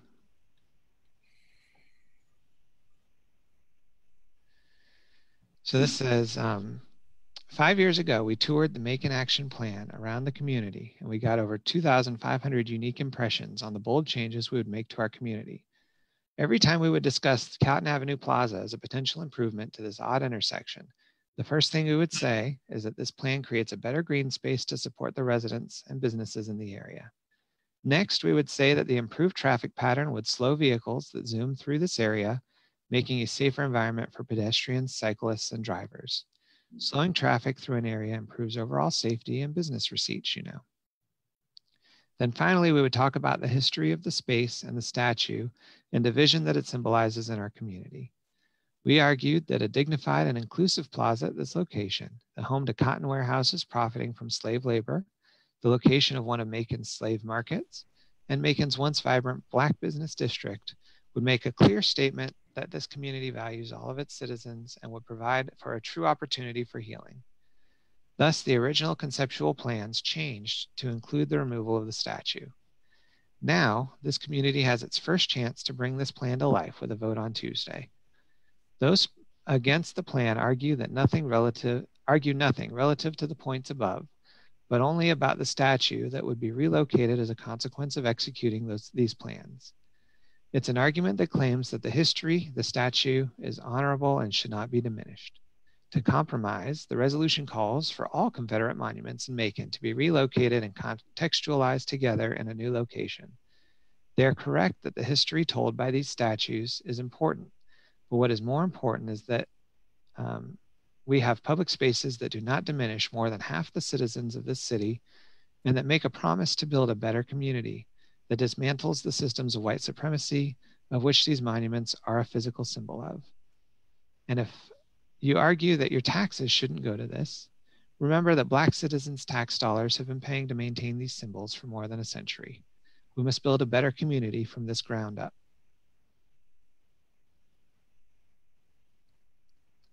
Mr. Mayor, I believe that concludes all the public comments that I have on agenda items. Very good, Michael. Thank you very much. We'll move on. We'll move on now to the consent agenda. And for the benefit of those listening, every application for an alcohol license has to be accompanied by a certification by the sheriff of a satisfactory background check, a certification by Business Development Services that the appropriate alcohol beverage license fees have been paid for the types of alcohol sought to be dispensed, a certificate from the Planning and Zoning Commission that the location is appropriately zoned for that use, a distance measurement form from the county attorney, from the county engineer to certify that the location meets all of the distance requirement or is otherwise distance requirements are satisfied. So each of these applications has all of that requisite documentation. The first application is by Kajal Patel. The business name is Yogi Mahant 2020 LLC, doing business as the Fort Hawkins Package Store at 890 Emory Highway. And that application is for liquor, beer, and wine package sales to go from that location. The second application, the applicant is Natal Ambalal Patel. The business name is Janelle 2015 Incorporated, doing business as the Neighborhood Gas and Grocery at 3102 Napier Avenue. And that is for beer and wine package sales to go from that location. The third and final application is by Hazanan Bashir. The business name is Exxon 2311 LLC, doing business as the Exxon Food Mart at 2311 Pinona Avenue, and that is for beer sales to go from that location. The Committee of the Whole recommends approval and issuance of those three licenses as requested. Is there further discussion? Hearing none, all in favor of issuing those three licenses, please signify by saying aye. Aye. Opposed, say no. The ayes have it, and those. I said no. I was a no. Okay, got one no, Commissioner Watkins. I'm sorry, Commissioner Watkins, didn't hear you. One no, but the ayes have it. Those license applications will be issued as requested. That takes us now then to the next item on our agenda, which is old business. And the first item of old business is a professional services agreement for Cornegay Engineering to look at the old coaling tower for a fee not to exceed $1,000. And I'll ask the clerk to read that by caption. A resolution of the Macon-Bibb County Commission authorizing the mayor to execute a professional services agreement with Cornegay Engineering Incorporated in the amount of $1,000 for the purpose of providing a structural inspection report regarding the structural integrity of the Transco coal tower to be paid from the mayor's contingency fund and for other lawful purposes. The Committee of the Whole recommends approval. Is there further discussion? Hearing none, all in favor of the resolution signify by saying aye. Aye. Opposed, say no. The ayes have it. The resolution is adopted. Next is a committee amendment, and it is for the downtown development plan, master plan, consisting of three components, each with its own financial trigger. And the relocation of monuments as necessary, and I'll ask the clerk to read that by caption. A resolution of the Macon-Bibb County Commission authorizing the mayor to proceed with the Macon Action Plan proposal calling for the creation of a plaza on Cotton Avenue at 2nd Street and to provide for the relocation of the monument thereon to Widow Park and for other lawful purposes. Actually, that's not the substitute that has all three parts. Can you see if you can find this the substitute that we actually voted on? Because Commissioner Watkins was kind enough to let us vote on the substitute first. That's the one, Matt. That's the one they sent down, Mr. Mayor.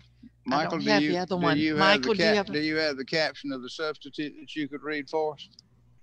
Mr. Mayor, I don't believe I changed the caption. I just changed the substance to reflect the, right. It so does reflect the three caption, parks. The caption didn't change, but the substance did. Yes, Michael, how about then reviewing with us just so that we'll reflect and recall the three component pieces, please, sir.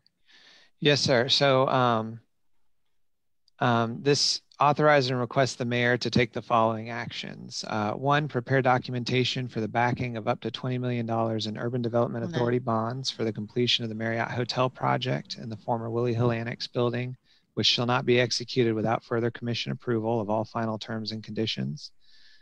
Two, solicit and accept grant funding or donations from any lawful source as needed to reach the aggregate goal of $5 million. Three, upon identifying county funds or otherwise raising a total sum exceeding $500,000, the mayor shall be authorized to proceed with moving the Cotton Avenue Monument to Whittle Park in order to preserve and protect said monument, provided that if additional time is needed to prepare a permanent site at Whittle Park, then the monument shall instead be moved first into a temporary storage space for preservation and protection and to implement the Macon Action Plan project relating to the creation of a Cotton Avenue Plaza, as illustrated in Exhibit A. Using such available funding with any contracts subject to further commission approval. And then three, or the next item, number 4, reads the same thing. It's once you raise $1.5 million, move the Women in the South Monument to Whittle Park and implement the Poplar and First Street Roundabout project. That's in Exhibit B. And then number 5 is once an additional $3 million is raised for a total of $5 million, then proceed with the implementation of Rosa Parks Square improvements as illustrated in Exhibit C. Okay. The Committee of the Whole recommends approval. Is there further discussion? Mr. Mayor. We've got Commissioner Bivens first, then Commissioner Wynn.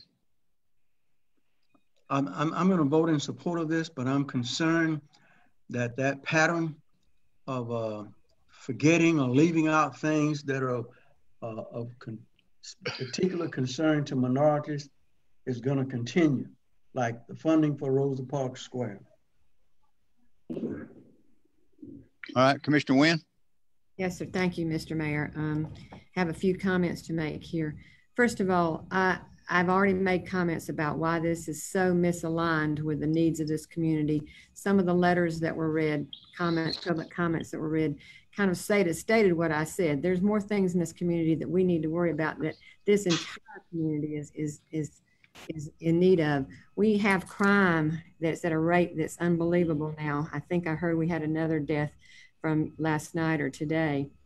So we're up to 32 or 33 people. The people of Macon have spoken to us at on the table meetings twice, and their number one concern was the crime here. So what do we worry about? We worry about moving 2 statues. We have poverty in our community. We have blood, but what we worry about? We worry about moving 2 statues. We have the lack of police officers. If you want to spend $5 million, and I know it's coming from various sources, but if you want to spend any money at all from our general fund, it needs to go towards police officers so that we can fight the crime, the number one problem in our community.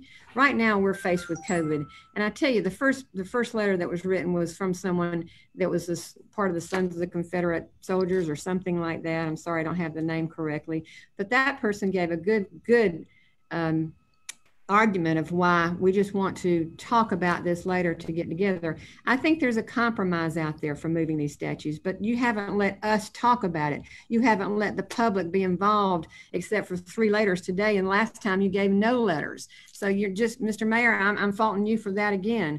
But here's what I had a concern about. We talk about this being the Cotton Avenue Plaza being part of the Macon Action Plan. And, you know, it's been in works since 2014. We've had the Macon Economic Development Commission involved. We've had the Macon Industrial Authority involved. We've had the Community Foundation involved. We've had a lot of people, a lot of meetings, a lot of public forums out there with hundreds of people involved. And here we come back with a little proposal, a proposal by you, Mayor, that you want to add a roundabout. I don't think that was in the proposal for the Macon Action Plan. You want to spend $1.5 million. The only reason you're doing that, and I'm pointing my finger at you, is because you want to move that statue, and you're backing into it by saying we have to have a road project. We do not need a roundabout at the top of Poplar at first. And I think that that's stupid to even recommend that. We need to use that money for other appropriate things. Secondly, and I want to ask, where are you? I want to ask Rachel to pull up a picture, please. That's the picture. That's the picture of the original proposal that's on page 54 of the Macon Action Plan. Someone photoshopped it or someone changed it to remove the statue. I want to know who did that to show the other picture that the Commissioner Watkins was showing. This is the way it looks in our action plan. The removal of the statue was not part of that plan. And I think that you're committing things that are inappropriate. And if you look at this, it's not road projects. All you do is close off a little section of Cotton Avenue and you expand the park. That's what they're talking about. You can't say that's a road project and you can't justify a roundabout to move these monuments. That's doing it backwards. You're trying to back into it. This thing needs to be discussed by the public. I am mad about it. I'm mad about the way this is going about. This is happening because that photo is the original photo. You look in the plan on page 54, if you will. And I want to ask Commissioner Watkins, did you photo shoot that to take that out of there? Yeah. No, it's my turn to talk. You can talk when your hand goes up and the mayor calls. It's my turn to finish talking, Commissioner Watkins. And I can say this because that statue is there in this picture. Well, hold on, Commissioner Wynn. Under the rules of decorum, you're supposed to address your comments to the chair. All right, Mr. Mayor, then I'm saying that you're supposed to address your comments and not attack fellow commissioners. So I'm not attacking him. I'm saying what happened to this picture. I want to know what happened to it. Who did that, okay? Yeah. Did you do it, Mr. Mayor? I just want to know. But here's the deal: those statues, we may compromise on how to move them or where to move them. But right now, we don't. And it's going to cost twice as much because you can't put them in storage. That's concealing them. That's against the law. And you'll have litigation on this, and litigation will hold up everything. If you will just let the people have a meeting, let us talk about it. We won't have to have litigation. We'll have people coming together and talking about this in a reasonable way, much more reasonable than I'm doing right now, but I'm angry because of the things that I've been seeing going on. I think we should just table this thing, but I want to let Commissioner, if there's, I want to move to table this matter because I think we need time to talk about it more. So definitely, I get to speak at this point, right? Yeah. Mr. Mayor, if I may. So there was a motion to table. Is there a second to the motion to table? Commissioner Jones, I see your hand up. Are you? Again, there was no second. You can't force upon us a second. I would like. No, I'm asking if he's waving his hand and to say, is that a second? I'm looking. Is there a second to the motion to table? I'll second it. So you got a motion and second to table. That's non-debatable. So the first anybody can go on the MaconActionPlan.com right now and pull up the page. That's all I did. I thought this was no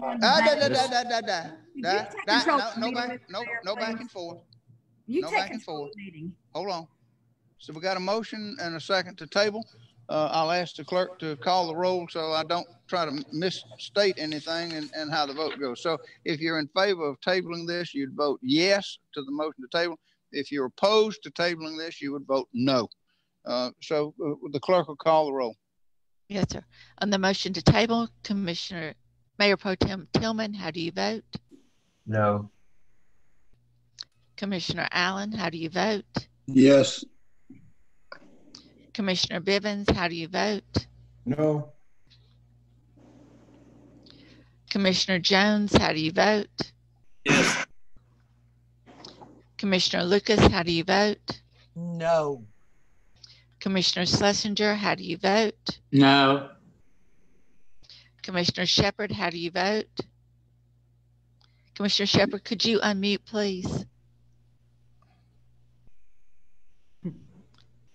Where'd he go? There he is. He's there. Yeah. He hasn't unmuted.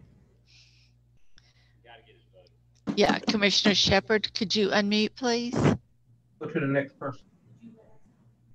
Thank you, Commissioner Yes. Shepard. Yes. Thank you. Commissioner Watkins, how do you vote? No with rights. Commissioner Wynn, how do you vote? Absolutely yes. By a vote of 4-5, the motion to table fails. We got four yeses, 5 no. The motion to table failed. I yield. So we'll go on with discussion. Then Commissioner Watkins, I'm gonna call on you next because you were trying to talk and respond to some of the things that the Commissioner Wynn said. So I'll call on you, then I'll go to Commissioner Jones. Thank you, sir. I guess firstly, in response to a few things, the Macon Action Plan is currently online. I believe it's maconactionplan.com. You can find it easily at the UDA website as well. And scroll it and determine for yourself.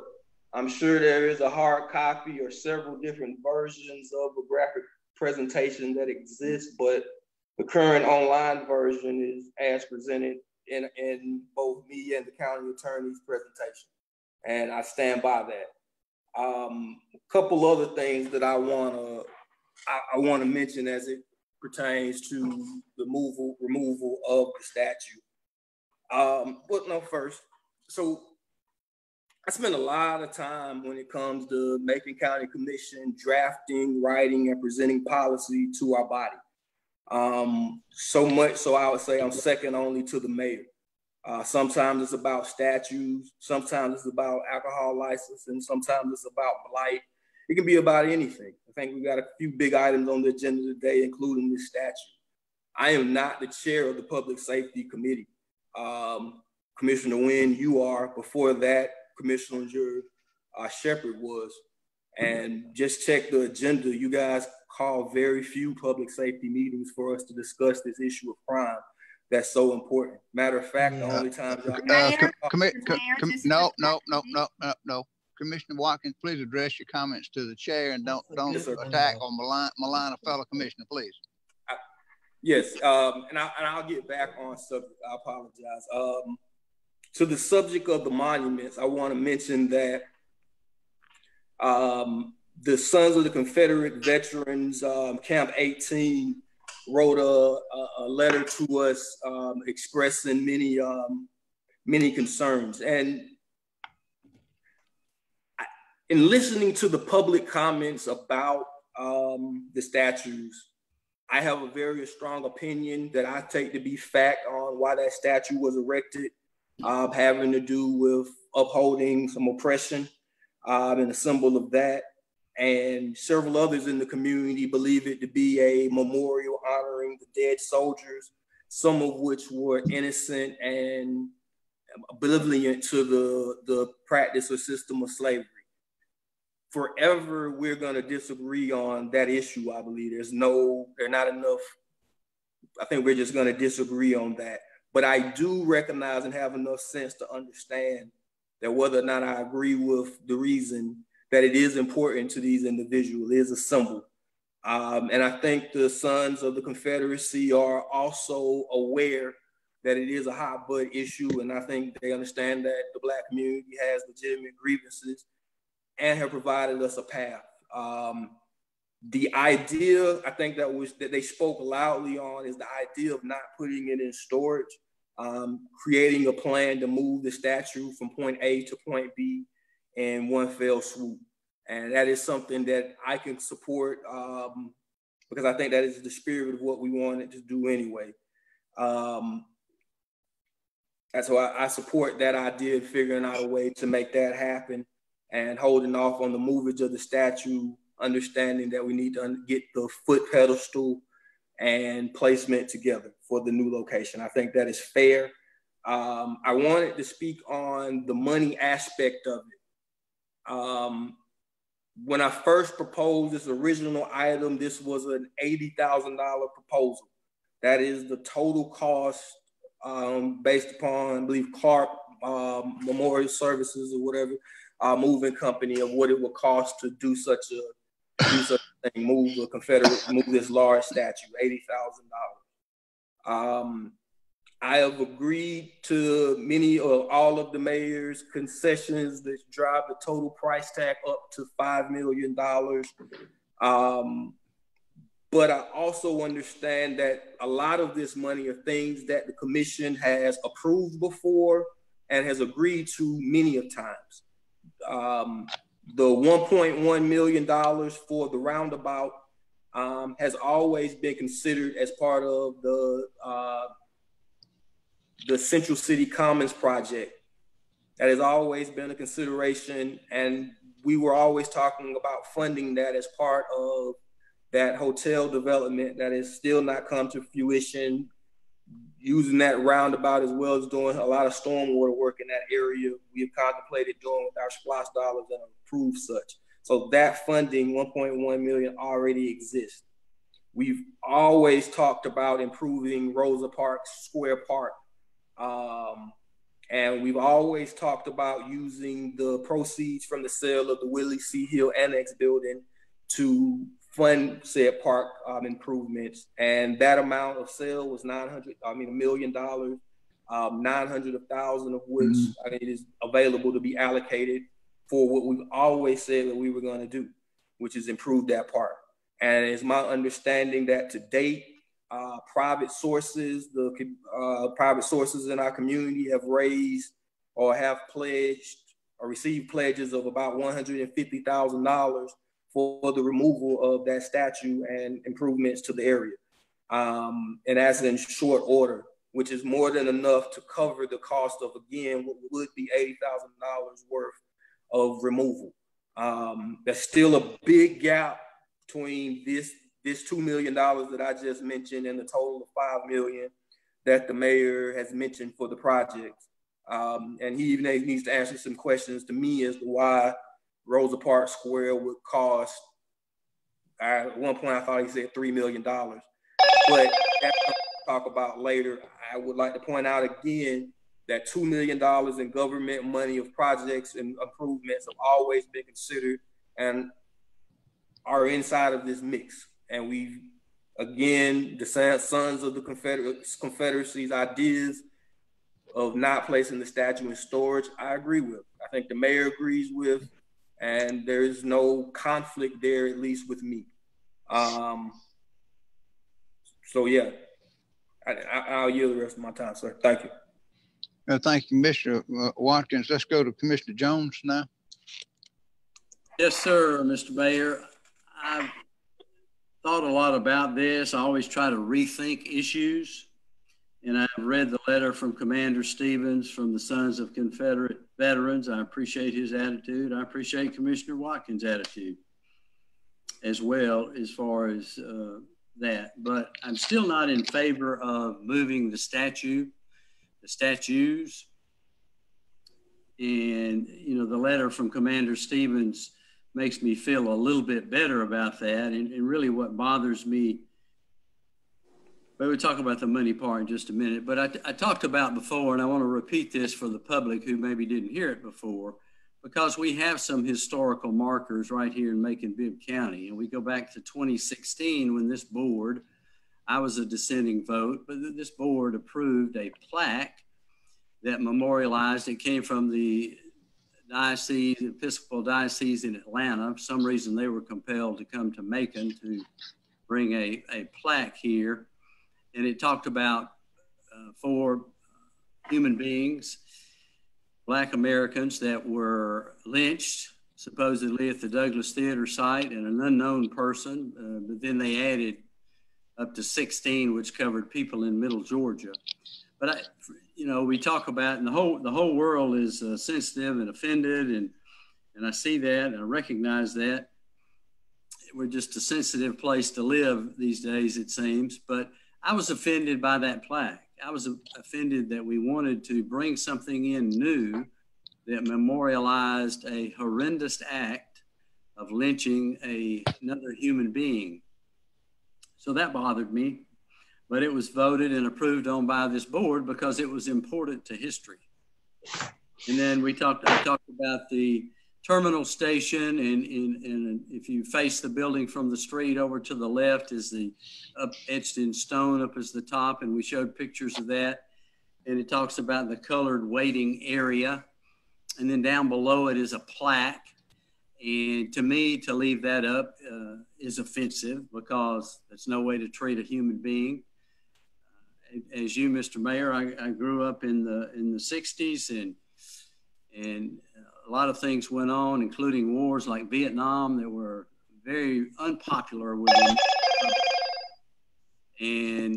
But nonetheless, you and a lot of other people did their duty to their country and fought.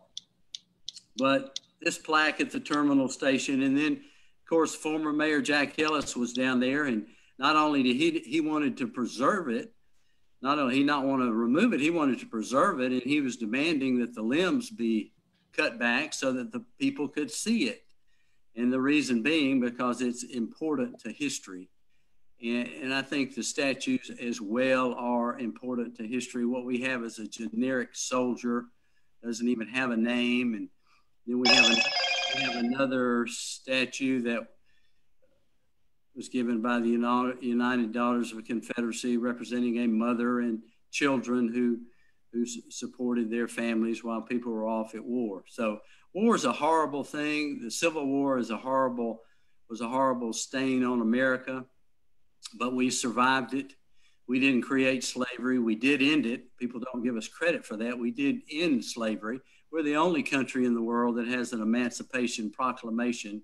And you very well know many countries had the horrible thing of owning people as slaves. So people don't give us credit. You know, I still say America is an exceptional country, the most exceptional country. But really, what really bothers me about this proposal is the waste of taxpayer dollars, whether they be SPLOST dollars or whether they be other dollars where we don't know where they're coming from. The $900,000 comes from a deal whereby we're in effect giving this concern $20 million through bonds. Bonds are debt. And with the Cotton Avenue Plaza, that's $500,000. And Commissioner Wynn was right. Both of those pictures, if you go to the Macon Action Plan, it shows a before and an after, and in both before and after photos, there's the statue. So there's the before, and I think they've got the after, and it's the same ones that I had that I sent to them. And then we have the roundabout, or First and Poplar, which is not needed. It's just totally unnecessary. And we know a roundabout is going to cost a minimum of $1.5 million. We don't have the money to do that. And then we look at Rosa Parks Square. Rosa Parks was a great lady, but it's not about who it's named for. It's about, can we spend $3 million on a small passive park in front of the government center, AKA City Hall? That's a lot of money. In the Macon Action Plan, there was talk of redoing Rosa Parks Square to the tune of $200,000. That's a lot of money to me. $3 million is, to me, just an exorbitant amount of money that we don't have. We don't know where it's coming from. I think Commissioner Bibbins' concerns are real. I want to do something at Rosa Parks Square. I would agree to a statue and making that an even nicer place, but $3 million is way beyond reality for me. It'd have to be some sort of Taj Mahal. We don't have the money to waste. So coming back to what we do need, and we did just have our 32nd homicide, a horrible factor, horrible statistic to have for our community. We need 140 more deputies. We need many more firefighters. And for $5 million, we can hire 100 new total deputies and firefighters with benefits, and at a new pay raise that would be $40,000 a year, comparable with Monroe County. So we've got many more things that are much more important to the public than us having a extravagant park costing $3 million. So I can't support this project because of the amount of money. I'm not in favor of moving the statues, although I do appreciate the letter from the commander of Sons of Confederate Veterans. That leaves the door open for compromise. But I'm against the project because we don't have the money. So if you want to look at it from an economic standpoint, what's more important, securing our city, our public safety for all our citizens? And we could go a long ways toward that with these dollars, or dollars similar to that, rather than spend them on parks and a roundabout that we just simply don't need to that extent, especially on the park. Thank you, sir. Thank you. I got Commissioner Allen next. Commissioner Allen? Thank you, Mr. Mayor. Mr. Mayor, about a year or so ago, me and some of the other commissioners were talking about Rosa Parks Square. Also, we talked about the statues. I hope those commissioners, I'm not mentioning any names or who they are. And my suggestion is leave those statues there and build a statue and have a statue made of Rosa Parks. What she did was unbelievable. But the main person we need a statue of in our city is Dr. Martin Luther King. We don't have one. That's a good compromise. Leave the other two statues there that people want and leave and build two new statues. We're talking about getting money. We can get that money. And that should make everybody happy by doing that. And I hope that was a friendly amendment, and I hope people take it and listen to it about it. Thank you, Commissioner Allen. Let me take privilege of the chair just to say a couple of things, since my name has been called and a couple of points have been kind of leveled at me.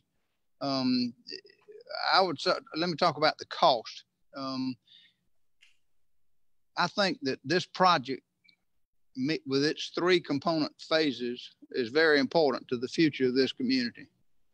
I think we do face issues of crime and issues of poverty, and we've got to find a way to inspire the public to work together, to collaborate, to feel included, to feel a part of, and to be willing to sacrifice for the greater good.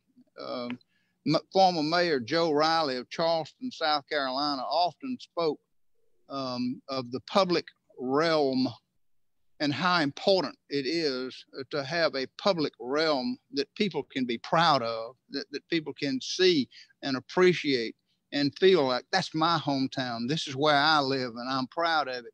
You inspire people and you get them to work together towards some of these larger problems that we face of poverty, crime, homelessness.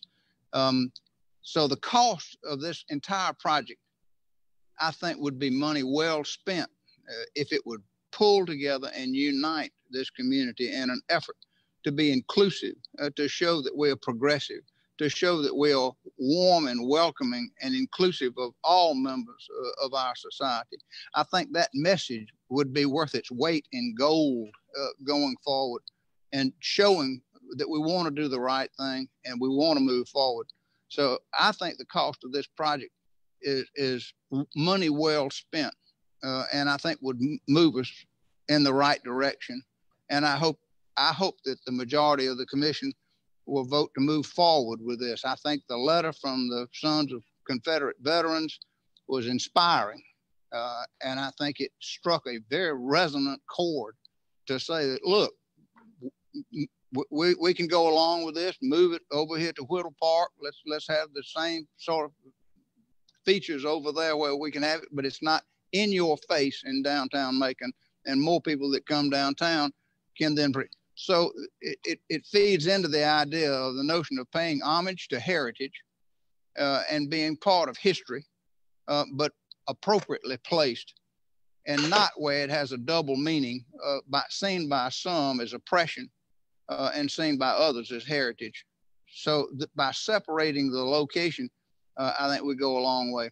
So the cost of this project is a pittance compared to the benefit to be gained and reaped by this community for generations to come. And I hope that tonight we'll start building a better future for Macon and Bibb County. Step forward. Let's look forward. Let's work together and pull this community together, and we can do this together. With no further discussion, I'd like the clerk to call the roll. I want to say something else, Mr. Mayor, please. So do I. May I do so? Yes, I didn't mean to cut off discussion. I thought you were through, but Commissioner Wynn?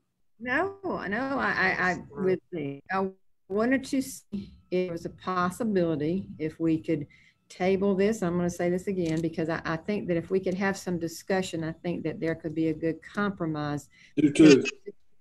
Still some issues I'd like to see us talk about. I'm willing to listen. I'm willing to do compromise, but I think we need to have a discussion. I still think the public needs to have more time to have some input here because we have shortchanged them on their discussion and on their input here. I know that you did what was appropriate tonight, and I commend you for at least having 3 letters on each side read, but I still think we need to have more discussion, and the letter that was written gives us the opportunity to look at our community having that discussion. Will it change what we're going to do tonight? Maybe, maybe not. But I think that discussion would be nice to have, and then you'd have the community feel like they had some input. That's where I stand in there. Thank you, Commissioner Wynn. And I just would reply. I believe it was the quote from Dr. Martin Luther King said that time is never wrong to do what's right, or something along that line. Commissioner Jones, I got you next. Yes, sir. And I like that line from Dr. Martin King, and I agree wholeheartedly. It's just a matter of, as you like to point out, reasonable minds can disagree. And I like your sentiment of our hometown, and that's the way I think of Macon, Georgia. I've been here for several decades, and my parents are buried here. My son was born here. This is my town. I love Macon, Georgia. If I'm living in a neighborhood, whether it's whatever level, but especially in the low income neighborhood, and I've got shootings nightly and weekly, and people are getting shot here and there and yonder, and my government's going to spend $5 million on a roundabout and making a park much more luxurious than it needs to be, that wouldn't sit well with me. I want a safe community. I want a safe street. As you've heard me say over and over again, everybody deserves a safe place to live in Macon-Bibb County. Everybody deserves that as a minimum, and we don't have it. And we're 140 deputies short. Our salary is out of whack, and yeah, we're going to address that, but we could be spending $5 million in a much better way that coincides with the wants and desires of all people, of all genders, of all races in Macon-Bibb County. Thank you, Commissioner Jones. Clerk will call the roll, and if you're in favor of passing this resolution, you'd vote yes. If you're opposed, vote no. Madam Clerk. Mayor Pro Tem Tillman, how do you vote? What's the question? You didn't call the question. You didn't read the question. I'm sorry. The resolution authorizing the mayor to proceed with the Macon Action Plan proposal calling for the creation of a plaza on Cotton Avenue at 2nd Street and to provide for the relocation of the monument thereon to Whittle Park. Yeah, as amended by the committee of the whole. As amended. Yes. Commissioner Allen, how do you vote? No. Commissioner Bivens, how do you vote? Yes. Commissioner Jones, how do you vote? No. Commissioner Lucas, how do you vote? Yes. Commissioner Schlesinger, how do you vote? Yes. Commissioner Shepard, how do you vote? Commissioner Shepard, would you unmute, please? No.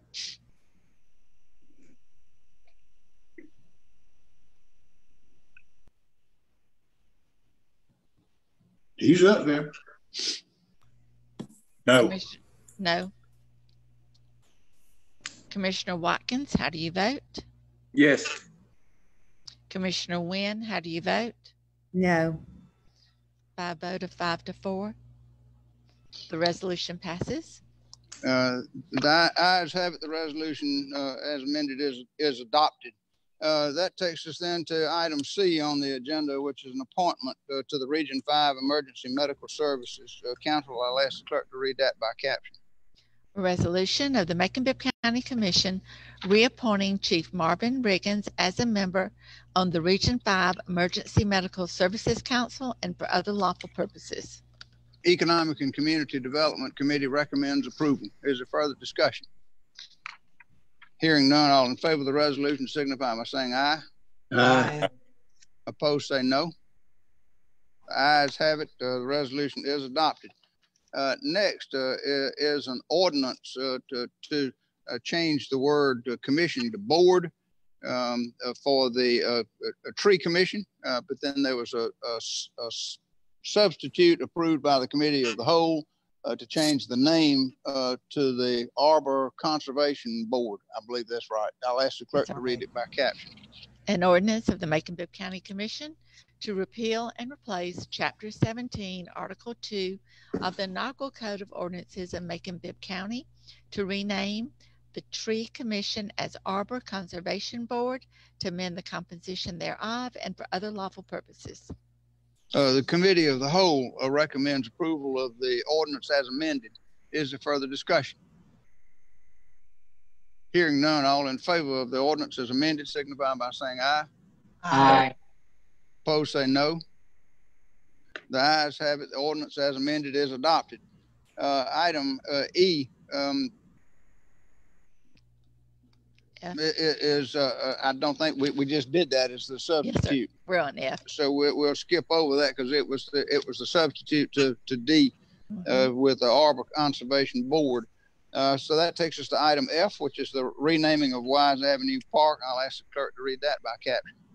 A resolution of the Mayor and Board of Commissioners of the County of Macon-Bibb, Georgia, to rename the Wise Avenue Park as the Dr. Betty Talbert Park in honor of Dr. Betty Talbert's contributions to the Macon-Bibb County community and for other lawful purposes.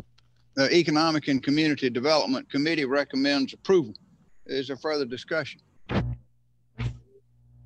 Commissioner Lucas? Thank you. I just want to express on behalf of the Talbert family, Reverend Gail Talbert Smith, and the other daughter, who is Beverly Fitzhugh, and the other members of that family who have talked with me and who have said how pleased they are that we have taken it upon ourselves to remember Dr. Betty Talbert. She is an icon as far as education in this community. She is in ill health, but she still plays the piano. And I've said this in committee meeting.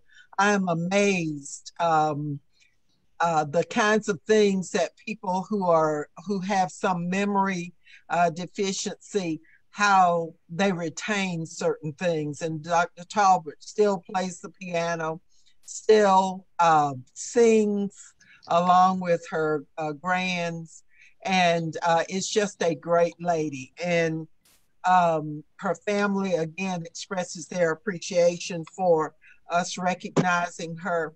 She, even though there's an exception being made to this because Dr. Talbert is still living, I appreciate that exception, and I'm sure the family does as well. So I urge unanimous approval, and I'd like to ask if each member of this commission would sign on as a co-sponsor on this legislation.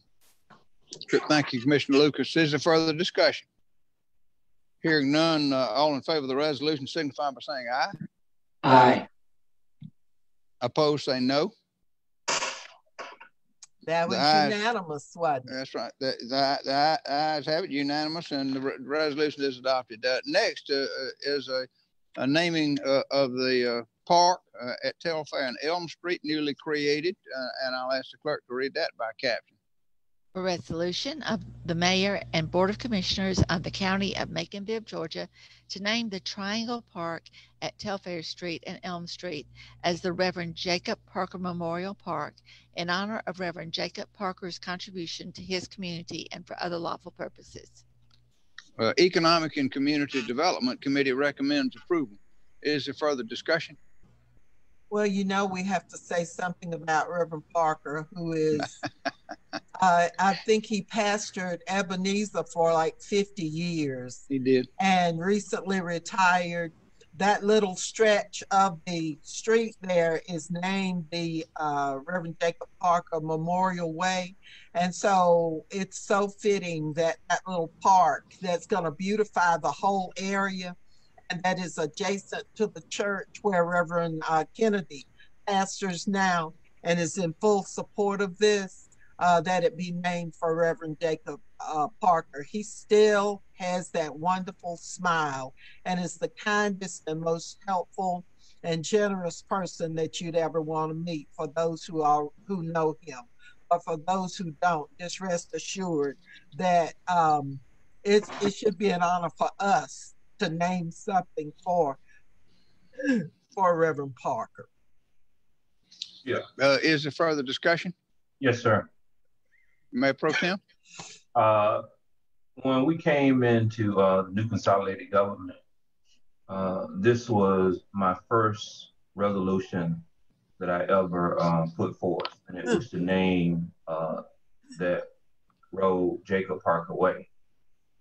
And in the old government, there was those that had opposed it and fought. The chairman never would even put it on the agenda because that was whatever reason they had against pastors. And so I remember my pastor, Eddie D. Smith, calling me and asking me to sponsor this and could this move forward. So just to see Jacob Parker still here, still alive, I was honored in to give him the Earl T. Shinholster Award. And I actually helped celebrate his birthday over at Bryant Raines' church earlier this year. And so Reverend Parker is still out there, and it's just a blessing and an honor to see him receive these accolades while he's here in his flowers. So we thank y'all. Thank you, Mayor Pro Tem. Is there further discussion? Hearing none, all in favor of the resolution signify by saying aye. Aye. Opposed, say no. The ayes have it unanimously. The resolution is adopted. Next is an ordinance to approve the Economic and Community Development Department's budget for ESG, home, and CDBG funds, and I'll ask the clerk to read that by caption. An ordinance of the Macon-Bibb County Commission to adopt the Economic and Community Development Department's budget for FY21 for ESG, home, and CDBG funds and for other purposes. Economic and Community Development Committee recommends approval. Is there further discussion? Hearing none, all in favor of the ordinance signify by saying aye. Aye. Aye. Opposed, say no. The ayes have it. The ordinance is adopted. And next is a resolution to put street lights on Fleming Drive, and I'll ask the clerk to read that by caption. A resolution of the Macon-Bibb County Commission approving a request for the installation of 5 street lights on Fleming Drive pursuant to Article 10 of Chapter 29 of the Macon-Bibb County Code of Ordinances to be paid from the Facilities Management budget, services to government, electricity line item, and other lawful purposes. The Facilities and Engineering Committee recommends approval. Is there further discussion? Hearing none, all in favor of the resolution signify by saying aye. Aye. Aye. Opposed, say no. The ayes have it. The resolution is adopted. Next is item J, which is an amendment to the Code of Ordinances to regulate certain classes of small footprint retail stores. And I'll ask the clerk to read that by caption. An ordinance of the Macon-Bibb County Commission to amend certain sections of Chapter 4 of the Macon-Bibb County Code of Ordinances for the purpose of categorizing and regulating certain classes of small footprint retail stores, to require the sheriff's approval of security camera systems for certain establishments and for other lawful purposes. The Public Safety Committee originally recommended approval, but the Committee of the Whole amended it slightly and recommends approval of the ordinance as amended. All in favor of approval of the ordinance as amended in the Committee of the Whole signify by saying aye. Aye. Aye. Opposed, say no. The ordinance as amended is adopted. Next is item K, which is a resolution to hire work detail out of McKever Probation Detention Center, and I'll ask the clerk to read that by caption. A resolution of the Macon-Bibb County Commission to authorize the mayor to execute a work detail agreement with the Georgia Department of Corrections in the amount of $345,226 for the purpose of hiring offender work detail labor from McKever Probation Detention Center to be paid from the general fund for public works, streets and road contract labor line item, and the general fund parks and beautification contract labor line item, and for other lawful purposes. Operations and Finance Committee recommends approval. Is there further discussion? Hearing none, all in favor of the resolution signify by saying aye. Aye. Aye. Opposed, say no. The ayes have it. The resolution is adopted. Oh, no, next. No. Oh, no. What? No. I was voting no. I'm sorry. Oh, we got one no. I'm sorry. Oh, okay. Commissioner Watkins wants his right of ways mowed sooner than.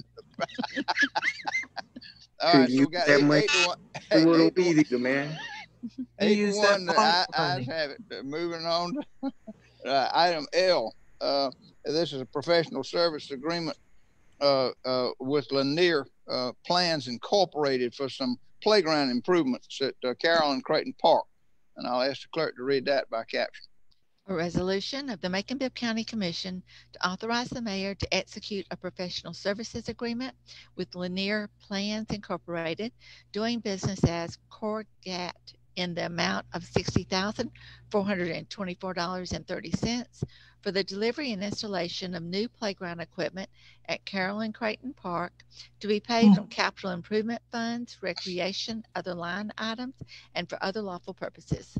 Operations and Finance Committee recommends approval. Is there further discussion? Ms. Mayor, I had a question, and I should have asked it in committee, but is this additional equipment or is it to replace? Does it say it's new? It does say new here, but is it in addition to what's already there? Commissioner Lucas, I don't know the answer to that question. Dr. I'll just check record. Oh, is he still here? Yeah. No, he's not here. He's not. Oh. I'll just so check. we'll have to get that information for you. Is there further discussion? Hearing none, all in favor of the resolution signify by saying aye. Aye. Opposed, say no. The ayes have it. The resolution is adopted. That takes us to item M, which is the acceptance of a juvenile justice incentive grant. And I'll ask the clerk to read that by caption. A resolution of the Macon-Bibb County Commission authorizing the acceptance of a juvenile justice incentive grant from the State of Georgia Criminal Justice Coordinating Council for fiscal year 2020 in the amount of $383,615 with no local match, awarded to the Macon Judicial Circuit Juvenile Court in substantially the same form as the hereto attached Exhibit A, and for other lawful purposes.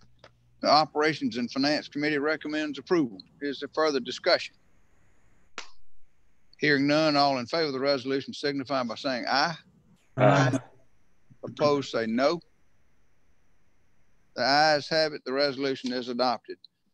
Next is a resolution for professional services from Dunwoody Beeland Architects for Phase 2 of the Lake Tobosaki renovation project. I'll ask the clerk to read that by caption. A resolution of the Macon-Bibb County Commission authorizing the mayor to execute a professional service agreement with Dunwoody Beeland Architects Incorporated in the amount of $96,000 for architectural and engineering services needed for Phase 2 of the Lake Tobesofsky renovation project to be paid from 2018 SPLOST funds, Lake Tobesofsky line item, and for other lawful purposes. Operations and Finance Committee recommends approval. Is there further discussion? Hearing none, all in favor of the resolution signify by saying aye. Aye. Aye. Opposed, say no. The ayes have it. The resolution is adopted. Next is an ordinance for additional expenditures in the IT department, and I'll ask the clerk to read that by caption. An ordinance of the Macon-Bibb County Commission to amend the Bibb County IT departmental budget by transferring $26,358 from various line items within the IT budget into the computers and hardware line item to fund the purchase of additional hardware to increase the speed of the New World ERP system and for other lawful purposes. Operations and Finance Committee recommends approval. Is there further discussion? Hearing none, all in favor of the ordinance signify by saying aye. Aye. Aye. Opposed, say no. The ayes have it. The ordinance is adopted. That takes us to item P, which is a resolution for professional services for the decommission of the legacy mainframe system. And I'll ask the clerk to read that by caption.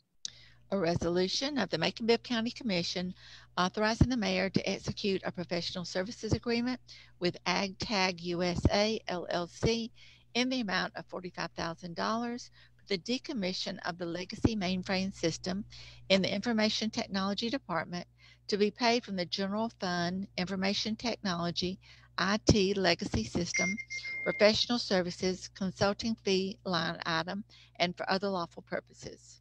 The Operations and Finance Committee recommends approval. Is there further discussion? Hearing none, all in favor of the resolution signify by saying aye. Aye. Opposed, say no. The ayes have it. The resolution is adopted. Next is a resolution to purchase some Williams Communications equipment, batteries and power supply adapters. I'll ask the clerk to read that by caption. A resolution of the Macon-Bibb County Commission authorizing the mayor to execute a purchase agreement with Williams Communication Incorporated in the amount of $53,193.55 for the purchase of batteries and power supply adapters to be paid from the general fund, computer hardware, IT line item, and for other lawful purposes. Operations and Finance Committee recommends approval. Is there further discussion?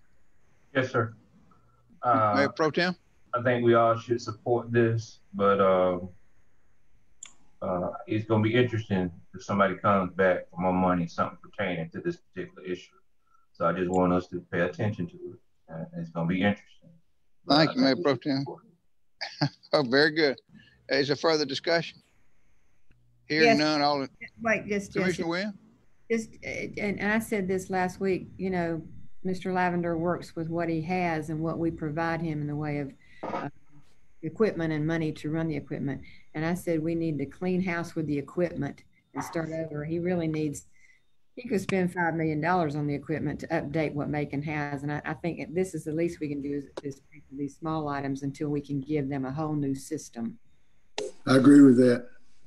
Operations and Finance Committee recommends approval. Is there further discussion?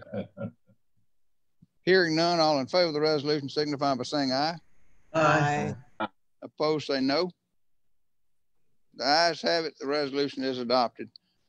Next is an ordinance to take $61,000 out of fund balance and fix the roof at Washington Memorial Library. I'll ask the clerk to read that by caption. An ordinance of the Macon-Bibb County Commission to approve a budget supplemental and appropriation of $61,000 payable from fund balance for the purpose of funding a roof repair at the Washington Memorial Library and for other lawful purposes. The Operations and Finance Committee recommends approval. Is there further discussion? Mr. Mayor.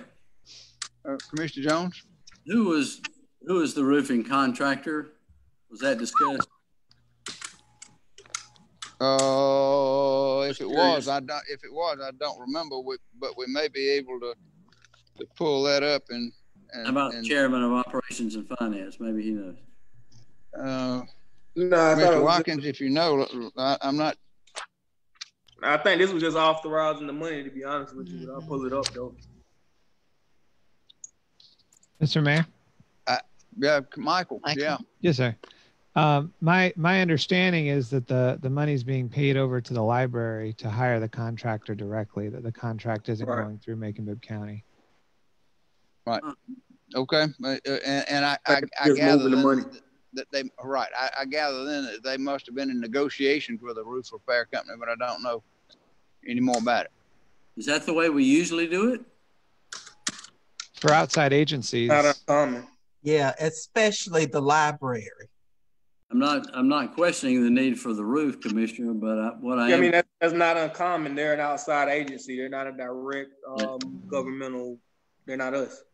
They're good roofers and not so good roofers. So that's the reason for my question. Did you have a preference? I can tell you 2 or 3 that I wouldn't use. Yeah, I'm not involved. Don't do that. Okay. All right. So the Operations and Finance Committee recommends approval. Is there further discussion? Hearing none, all in favor of the ordinance signify by saying aye. Aye. Opposed, say no. The ayes have it. The ordinance is adopted. Next is item S, and that's an accountability court grant, and receiving that with a match. And I'll ask the clerk to read that by caption. A resolution of the Macon-Bibb County Commission authorizing the acceptance of a Council of Accountability Courts Judges State of Georgia grant award from the State of Georgia Criminal Justice Coordinating Council for fiscal year 2021 in the amount of $125,219 with matching funds in the amount of $13,913 payable in kind as existing employee salaries awarded to the Macon Judicial Circuit Adult Felony Drug Court Program in substantially the same form as hereto attached to Exhibit A and for other lawful purposes. Operations and Finance Committee recommends approval. Is there further discussion? Hearing none, all in favor of the resolution signify by saying aye. Aye. Opposed, say no. The ayes have it. The resolution is adopted. That takes us to item T, which is the acceptance of another accountability court grant for the mental health court. And I'll ask the clerk to read that by caption.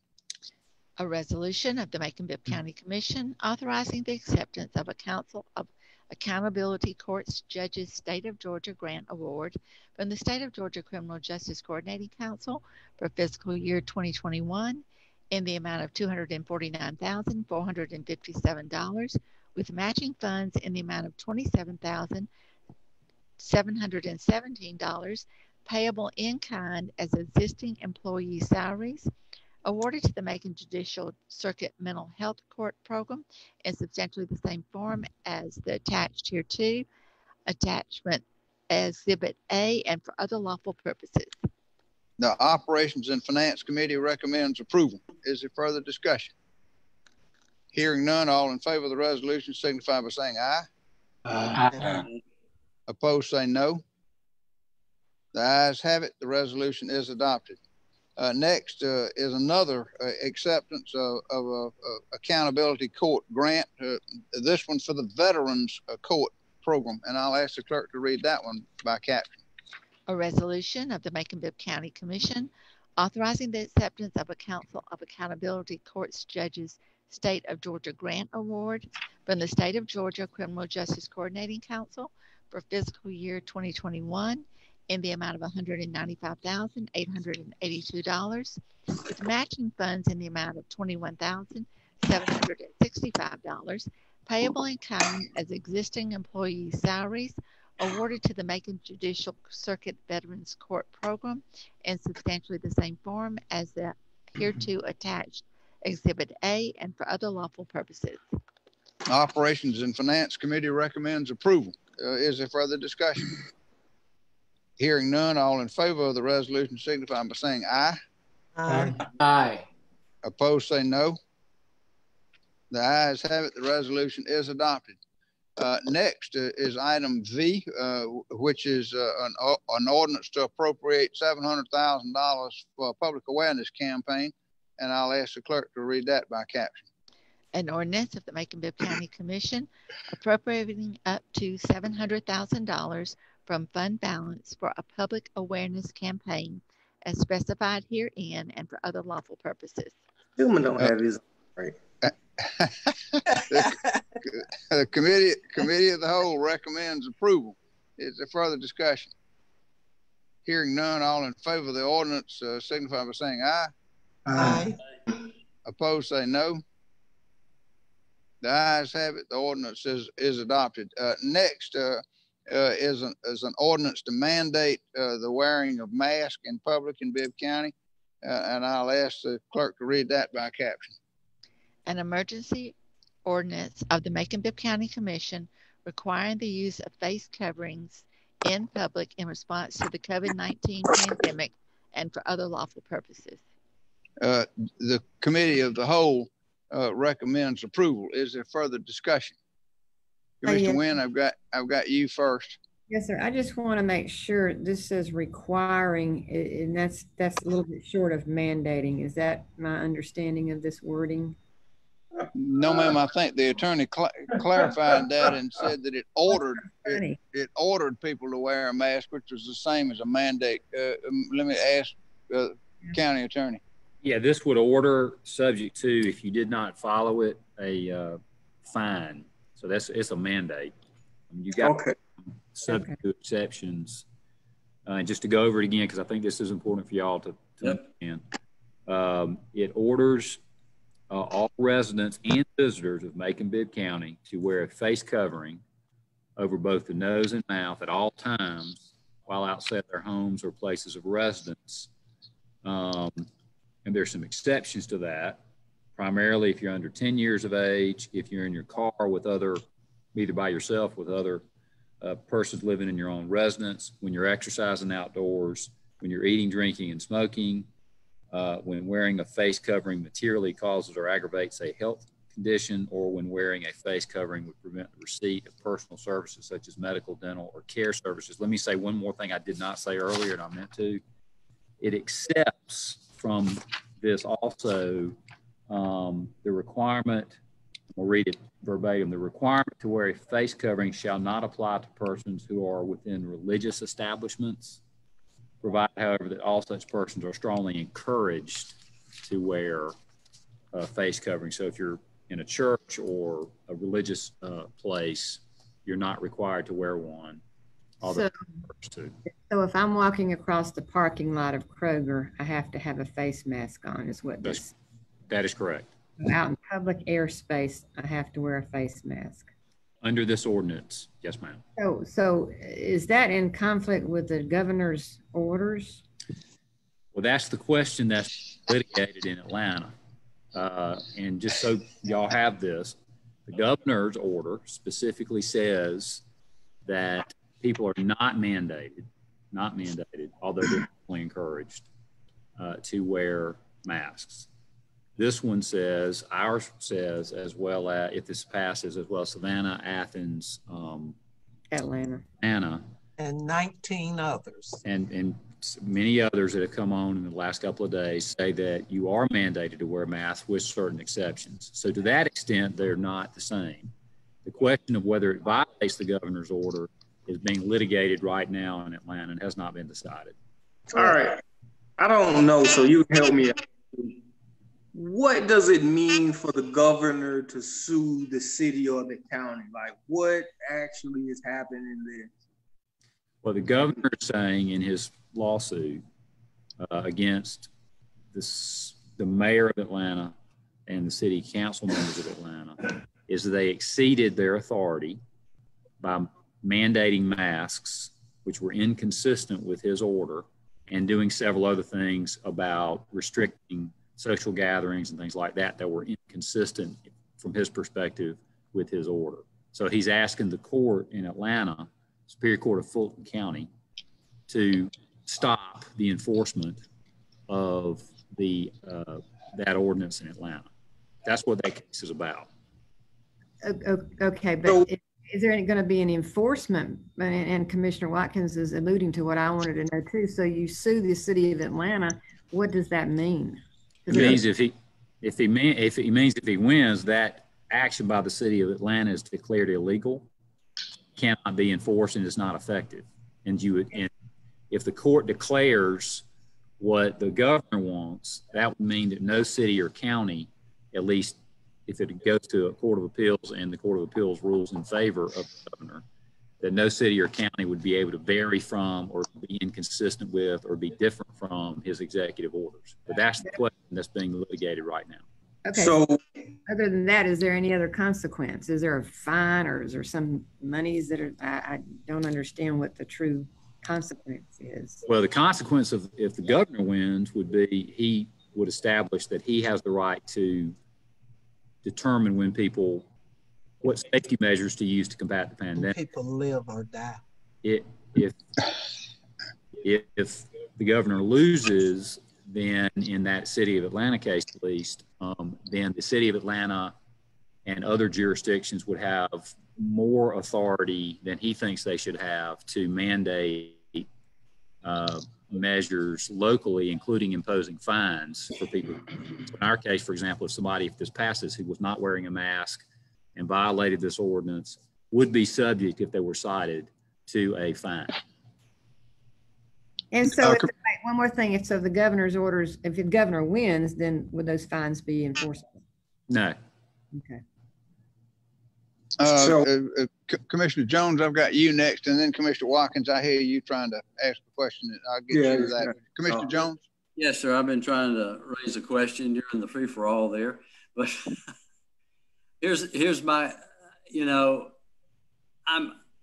I wish Governor Kemp had put out his mandate, but gave municipalities the authority to be less or more strict. I wish he had done that. The governor of Oklahoma did that, and I thought that was the better path to take. So I don't agree with this one in that I also believe in liberty and freedom, and I know it makes us all feel good to say, well, we're going to require you to wear a mask, but if I'm walking across from my car to Kroger or to Publix or wherever, I don't feel like I should have to wear a mask in an open space outside. And in fact, it could be even detrimental to your health to wear it too much, especially if you're outside. But so, and then I want to know, what is the fine and how are you going to enforce the fine? I think the county attorney can give us the answer to that. I think it imposes a fine of $25 on the first offense, $50 on the second offense, and $100 on the third and subsequent. That's correct. Under the terms of it, what the mayor said, it's $25 for the first offense, $50 for the second offense, and $100 for the third offense. And as to your second question, Commissioner Jones, the sheriff of Bibb County, we do not have a municipal police force. It is the sheriff of Bibb County is our county police force. So he would be part of and have the discretion to enforce any ordinance that we pass. He is a separate governmental entity in effect from us. So that's, it would be on him and his deputies whether and to what extent they would enforce this, under what circumstances they would enforce it. Well, I'm sorry, Commissioner Jones. Follow up. I mean, we certainly have to take it seriously. I do personally, and hopefully everybody else does as well. But I don't see deputies fining people, and I don't believe that you would have to wear a mask outdoors. I can see it in a public building. I understand that. That makes sense. But I really like to offer a friendly amendment to Commissioner Allen's saying that you're not required to wear it outdoors. It is, I think it's my. Was it yours? I'm sorry. Well, it says he declined to sponsor it. Okay. Well, I'll offer it to whoever the sponsor is. I don't accept that. Okay. You're right. Commissioner Watkins got you next. Yeah. So, and still, I was still kind of interested in the concept of being sued by the government. worst case scenario, Duke, we pass this tonight, and the governor wakes up in the morning and he decides to sue the Macon-Bibb County because we passed a similar law to the Atlanta. What does that do for your office or our county? Little or much? Say again? I say, in the scenario we pass this tonight and the governor decides to sue Macon-Bibb County as well. And I guess he could extend his lawsuit to all other counties that have passed a similar thing, or? Correct. He could do that. It's his right to try to overturn or establish his authority in other areas. As a practical matter, that's why I think why he's picking Fulton County, because it both has the mask mandate, but also has some other things as well that he thinks are inconsistent with his order. To answer your question, if he sued us, I would defend it. And that's my job, and that's what would happen. And so, but I'm not the judge, and there would be a judge who would decide who's right and who's wrong. That's I'm going to leave it at that. Very good lawyer. Is there further discussion? Yes, sir, Mr. Mayor. One last point. I'm in favor of wearing masks. I am not in favor in public buildings. So, you know, you put me in the position where, okay, constituents want required masks. I've heard from many of those, and I understand that, and I agree with that, but not in an outdoor capacity. So I can say yes and be a hypocrite and not wear it as I'm walking into Kroger. And then if a deputy happens to come up and says, well, you passed that, Commissioner Jones, but we're going to fine you because you voted for it and you're not abiding by the law. So I'm going to vote no based on that one component, knowing that it's going to pass. I don't see sheriff deputies issuing fines, although I'm glad it reads minimal amounts. That's a good thing. $500 would have been absurd. So I'm glad it reads minimal amounts, but I'm not in favor of requiring the public to wear masks outside. And one more comment, please, follow up. I had my hand up. I'm sorry, Commissioner Lucas, I did not see your hand up, but let me go to you first, and then I'll follow up with Commissioner Wynn. Right, thank you. I think as a follow-up, if this does pass, and I do hope that it will, since your Board of Health has taken the position that it should pass, and we are poised to initiate our own legal action on this, because we feel that strongly about it. And we are, from what I understand, in a red zone. And I think Spencer and some others could explain exactly what that means. But usually when something is red, there is need for great alarm. And all of you have gotten the statistics. We made sure that you were getting those daily. And thank you, Janice, for getting those out to everybody. We are serious about this at the Board of Health. And the other thing that we've got to think about is we don't know everything about this virus. We don't know. The latest information says that droplets remain in the air for an indeterminate amount of time. And you come by and you breathe in those droplets, then you are infected. So why would you put any kind of restrictions on? Well, there are certain restrictions on the mask and everything, but we need to have people in mask as much of the time as we possibly can, you know, kind of encourage them. And I know this is not going to be perfect, but I think if we as a governmental entity say that we feel like this is a serious enough situation and our infection rates are going up, our death rates are going up, we've got a makeshift hospital down there across from my church, Stewart Chapel, and across from the medical center for all those folks. And I would hate for us to have to bring in refrigerated trucks to handle the dead, as some places have had to do. So red zone means something. We are in a red zone and we have to do everything we can to make sure that we say we care. I don't care how foolish anybody else is. We as the governing body, we have to say that we care. And I think this is one way of doing it. And one of the things I wanted to suggest is that if we could get with someone, or if we could pay for it ourselves out of the $700,000, if we could get signs that we would make available for anybody who needed those, and that would be everybody, all the businesses and stuff. Many of them already have them. But if we could have a sign that says that Macon-Bibb has adopted this, that says that all folks have to have the mask, that certainly would help with spreading the word. And I think 90% of our folks will comply, because they will now say that our governing body has sounded the alarm and we better comply to save our lives. So that's all I wanted to add to that. And I know we can't, the enforcement's gonna be kind of shaky. And I know we're in litigation, but I think we need to make the statement. And very seldom do you get over 100 people giving you reactions as we have gotten on the mandatory mask. So I think that's a sign of something that people really want us to do. And thank you. Commissioner Wynn, I got you next. Thank you, Mr. Mayor.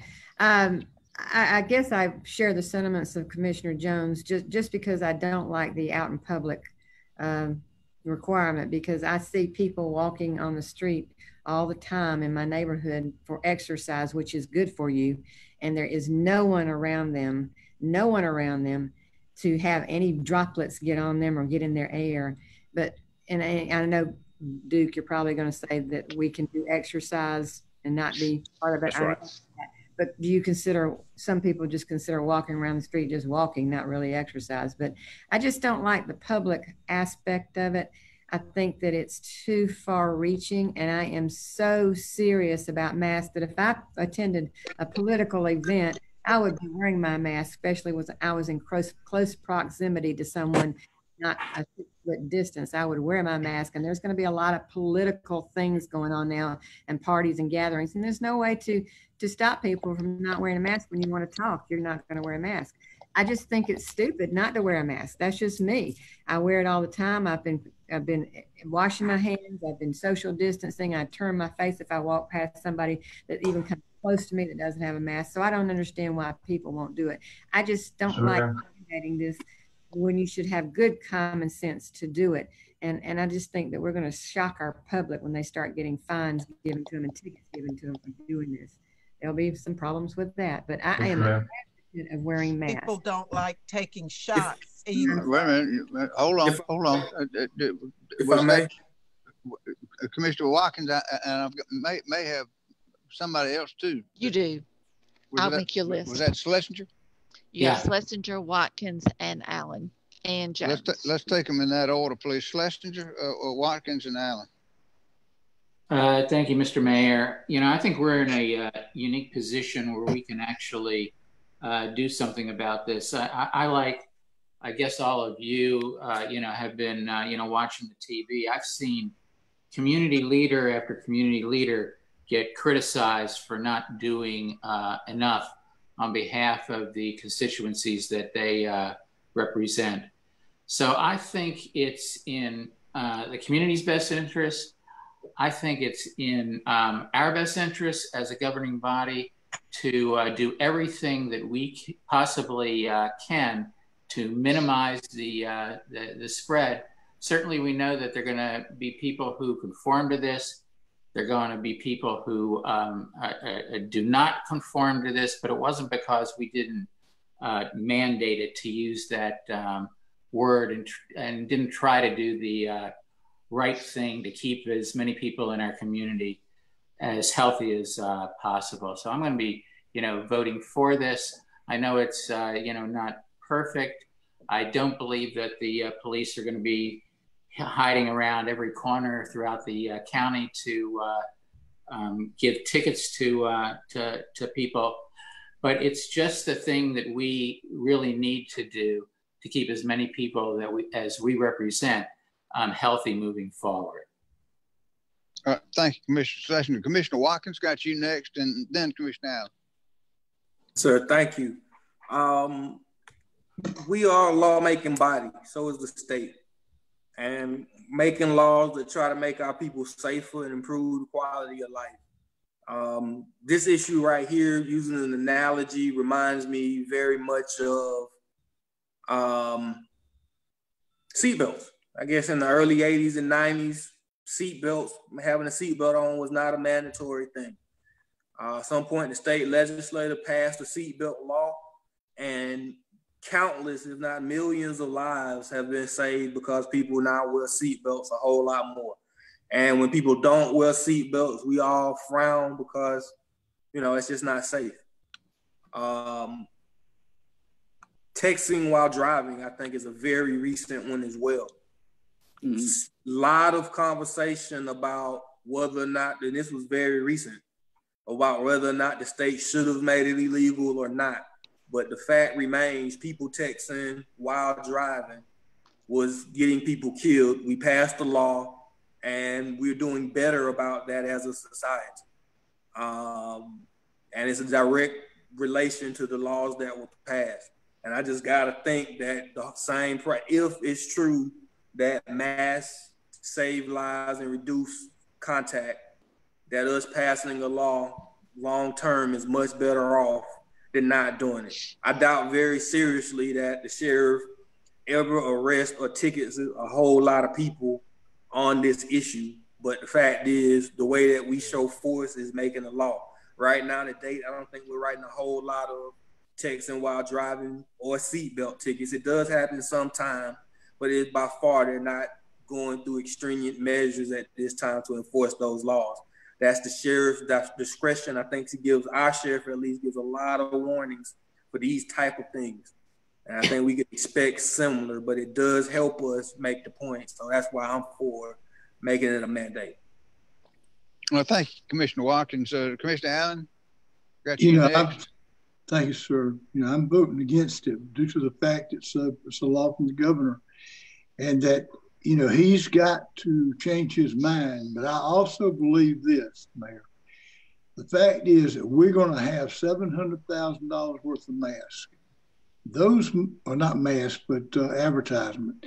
If we can get that same amount of masks, put them in the fire stations like we did the water during the flood and back in the early 90s, and knocked out the water station, and the people kept coming to the fire stations to get them, we could keep an amount of who gets how many so they won't get an overabundance. We can kick this in the bud. I really think we can. But we got to keep trying to prod the governor to make it a mandate. I've called him today. As a matter of fact, I've called Austin Scott's office today. But until it is mandated, until it's, that we have to do it, I can't vote for it. All I can do is say, try to get them as many masks as I can out to the people. Thank you, Commissioner Allen. Is there further discussion? If not, I'm going to ask the clerk to call the roll because I think it's going to be a little bit too close for me to call. Huh? Commissioner Jones. Commissioner Jones, did you have something else, sir? Yes, sir. One last comment. I'm gonna vote for it. I like the spirit of the legislation. I want the record to say that I do not like the component of being required to wear a mask outside, whether you're exercising or not. Of course, I guess if you were walking across the lot at Kroger, you might say I'm exercising. So I'm against that component, and I'm not in favor of fines. And I believe in liberty and freedom, but I appreciate the spirit of the legislation, and my constituents have asked for it. So I'll vote yes. Very good, sir. All right, let me get the clerk to call the roll. Commissioners, if you will please. And let me just say, if you're for the resolution, you'd vote yes. If you're opposed to the resolution, you'd vote no. Now, Madam Clerk. Yes, I'll be calling it by districts. Commissioner Wynn, how do you vote? Abstain. You can't do that. I think our rules say you've got to vote. And if you don't say anything, it counts as a yes. Yeah. I thought abstentions count as yes is what our rule said. Commissioner Jones threw off with that with his comments, I think. She can abstain. Now y'all are getting me so confused. Commissioner Wynn, how do you vote? Vote your conscience, ma'am. I said abstain. You decide. You can't abstain. You can't. She can abstain under our rules. That counts as a yes vote. Right. I know that. You can abstain. Okay, so she votes yes. She votes yes. Okay. No, she votes abstention, but Abstention. that counts as a yes. Okay, moving on. Commissioner Schlesinger, how do you vote? Yes. Get me to vote first. Commissioner Lucas, how do you vote? Yes. Commissioner Jones, how do you vote? Yes, but with the notation in the record as I spoke, please. Yes, sir. Commissioner Bivens, how do you vote? Yes, and I agree with Commissioner Jones. Okay. Commissioner Allen, how do you vote? No. Commissioner Shepard, would you unmute, and how do you vote?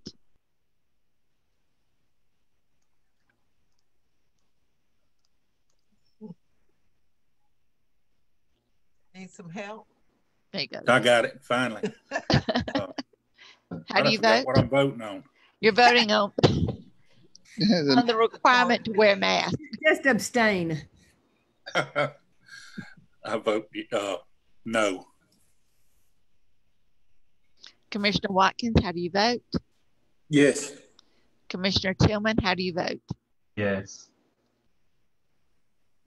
All right, by vote of 7 to 2, the ayes have it, and the resolution is adopted. Finally, item X on our agenda under old business is the resolution to agree to levy, if necessary, the additional millage requested by the Board of Education to pay the bonds they want to issue based on the e-lost. And I'll ask the clerk to read that by caption.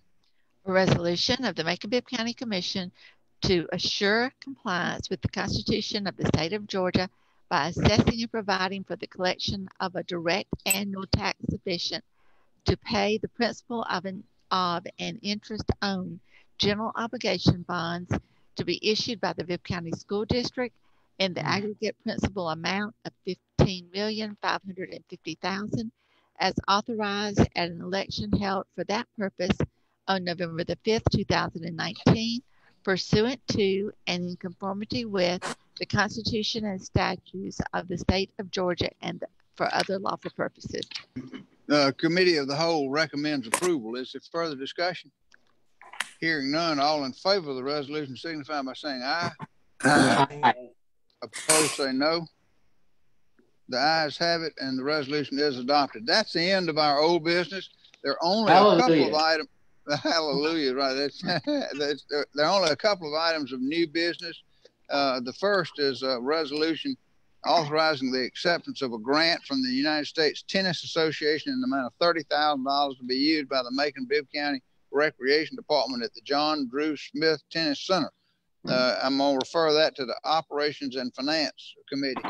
The second one is a resolution authorizing the acceptance of a Build It Forward grant from the United States Tennis Association Southern in the amount of $30,000 to be used by the Macon-Bibb County Recreation Department at the John Drew Smith Tennis Center. Sounds an awful lot like the first one. It's just a different grant. That is, I'm going to refer that to the Operations and Finance Committee. Those are the only two items that have come down thus far this week from the attorney's office, but please check your agenda that'll come out on Friday afternoon for additional items that'll be coming up for our committee meetings next Tuesday morning, the 28th, beginning at 9 o'clock by Zoom. We're still going to be Zooming for our committee meetings next week.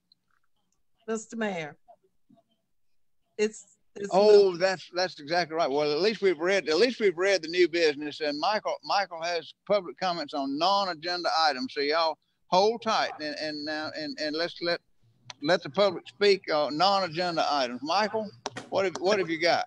Thank you, Mr. Mayor. There's three more.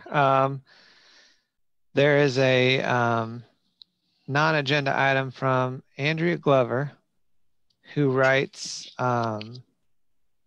allocations of funds to reduce gun violence is important. All community-based interventions should be research-based to ensure the validity and the best attempt at being successful. Gang violence is not gun violence. The average age of the perpetrator of violence in our community is 33 years of age. The why is important so we can solve the what. Please propose stepping in and providing targeted interventions that don't lead us down the wrong path. Thank you. And then we have 2 comments on the Bibb County Tennis Program.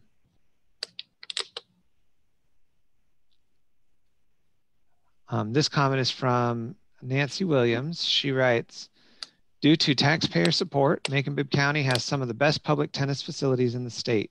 For those unable to afford a private club, Macon's tennis facilities are an affordable way to enjoy the game and get exercise outdoors.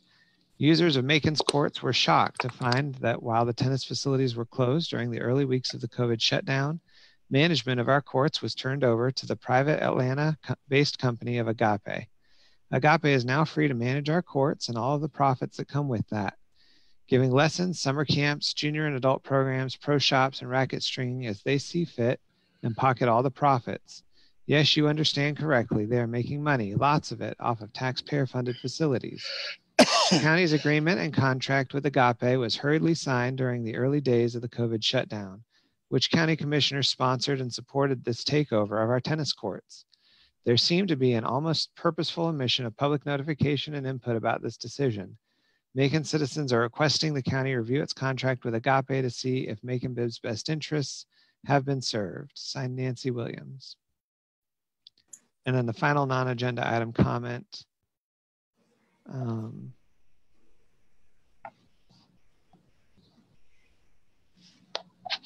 Let me see.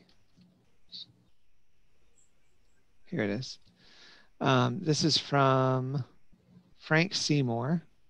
He writes, to the Honorable Macon-Bibb County Commissioners for the July 14th meeting, many of us in the tennis community believe the tennis contracts with Agape and its CEO should be canceled because bringing them in at the beginning of the COVID-19 pandemic was unfair and without public opinion from those of us who actually play and pay fees at these public facilities. Furthermore, it is a general consensus that the Macon-Bibb County tennis manager needs to be terminated because her double dipping is of no financial benefit to Macon-Bibb County. In fact, her salary and benefits package cuts into public funds, causing Macon-Bibb County to lose money for a job she can't possibly perform on days she does not report to Macon-Bibb County, but reports to DeKalb County Tennis Center instead. To the best of our knowledge, even the summer camp days hours for Middle Georgia children have been reduced. Please do not remove the current hardworking, unselfish, Macon-Bibb County loving tennis coordinators and other staff with approximately 5 to 20 years of service in these parks because they live here in Macon and in Middle Georgia. We are not so concerned with the outsourcing of services to Agape Tennis Academy and its CEO as we are beneficial to all Macon-Bibb constituents, employees, independent contractors, consumers, and Macon-Bibb County's financial growth. Commissioners, in the event the tennis manager, Amy Pazahanik, resigns, please bifurcate our argument because only part of the public concerns will be moot. We humbly request that nothing new be negotiated with Agape and that you issue a fair compromise in the form of a resolution as follows. A resolution to clarify that Agape Tennis Academy shall only have 15 courts total between John Drew Smith Tennis Center and Randy Stevens Tennis Center under the original contract with Macon-Bibb County. Thereby, Macon-Bibb County will keep all our tennis facility coordinators as well as other tennis center staff in their respective positions. Furthermore, Macon-Bibb County will grandfather Coach Sobotka, Coach McTyson, Coach Farrow, and all other coaches working in their private capacities prior to Agape's arrival and paying court fees back into these tennis centers. These independent contractors will not be forced to sign Agape contracts because with over 50 tennis courts, there's room enough for everyone. Thank you in advance for your consideration and or actions taken on this important matter. Signed, Frank Seymour. Mr. Mayor, that concludes the public comments that we received for this. Good. I understand we've got a point of personal privilege request by Commissioner Lucas. And I'd like one too. Okay. My question involved, and I guess I was trying to find an item on the agenda that would lead us into a discussion of any information on the tennis, since we have received a lot of, correspondence on it. And I know that the administration has been working on that issue. And so I'd just like to know where we are on that. And are we having committees next week? We are by Zoom. Oh, okay. So should that item be on an agenda? We can certainly add it, and it may be appropriate to add it to the committee of the whole, because I understand I got two different committees. I got two different committees that are claiming jurisdiction over it. Right. So we may need. But we'll get you an update one way or the other. That's for sure. We'll update, and probably I'd probably recommend going to executive session for that discussion, at least a part of it. Okay. Right. Okay. And Commissioner Wynn, and then Commissioner Jones. Thank you, Mr. Mayor. I first want to say I appreciate the fact that you let some comments be read in full tonight, both before with the agenda items and the non-agenda items. I have a question, because people still feel like they're being left out. We've got the commission chamber out there where you are right now, set up with the seats marked for public participation. Basically, they've been marked off every 6 feet, and people can come in and make comments. I don't see with our technology why we can't let 10 people come in at a time and sit in those seats, socially distanced and wearing masks, and still make their comments one at a time and leave the chamber and put their masks on. I don't see why we can't do that. I mean, we've got the technology to do it. We've got the chamber set up. We've already had one public forum about the church when they wanted to use the church that was going to be used for some other purposes. We had people in here. Why can't we keep doing that? I don't understand that. That's my question to you to consider in the future, so that people will not feel like they're still being left out. Thank you, Commissioner Wynn. Commissioner Jones?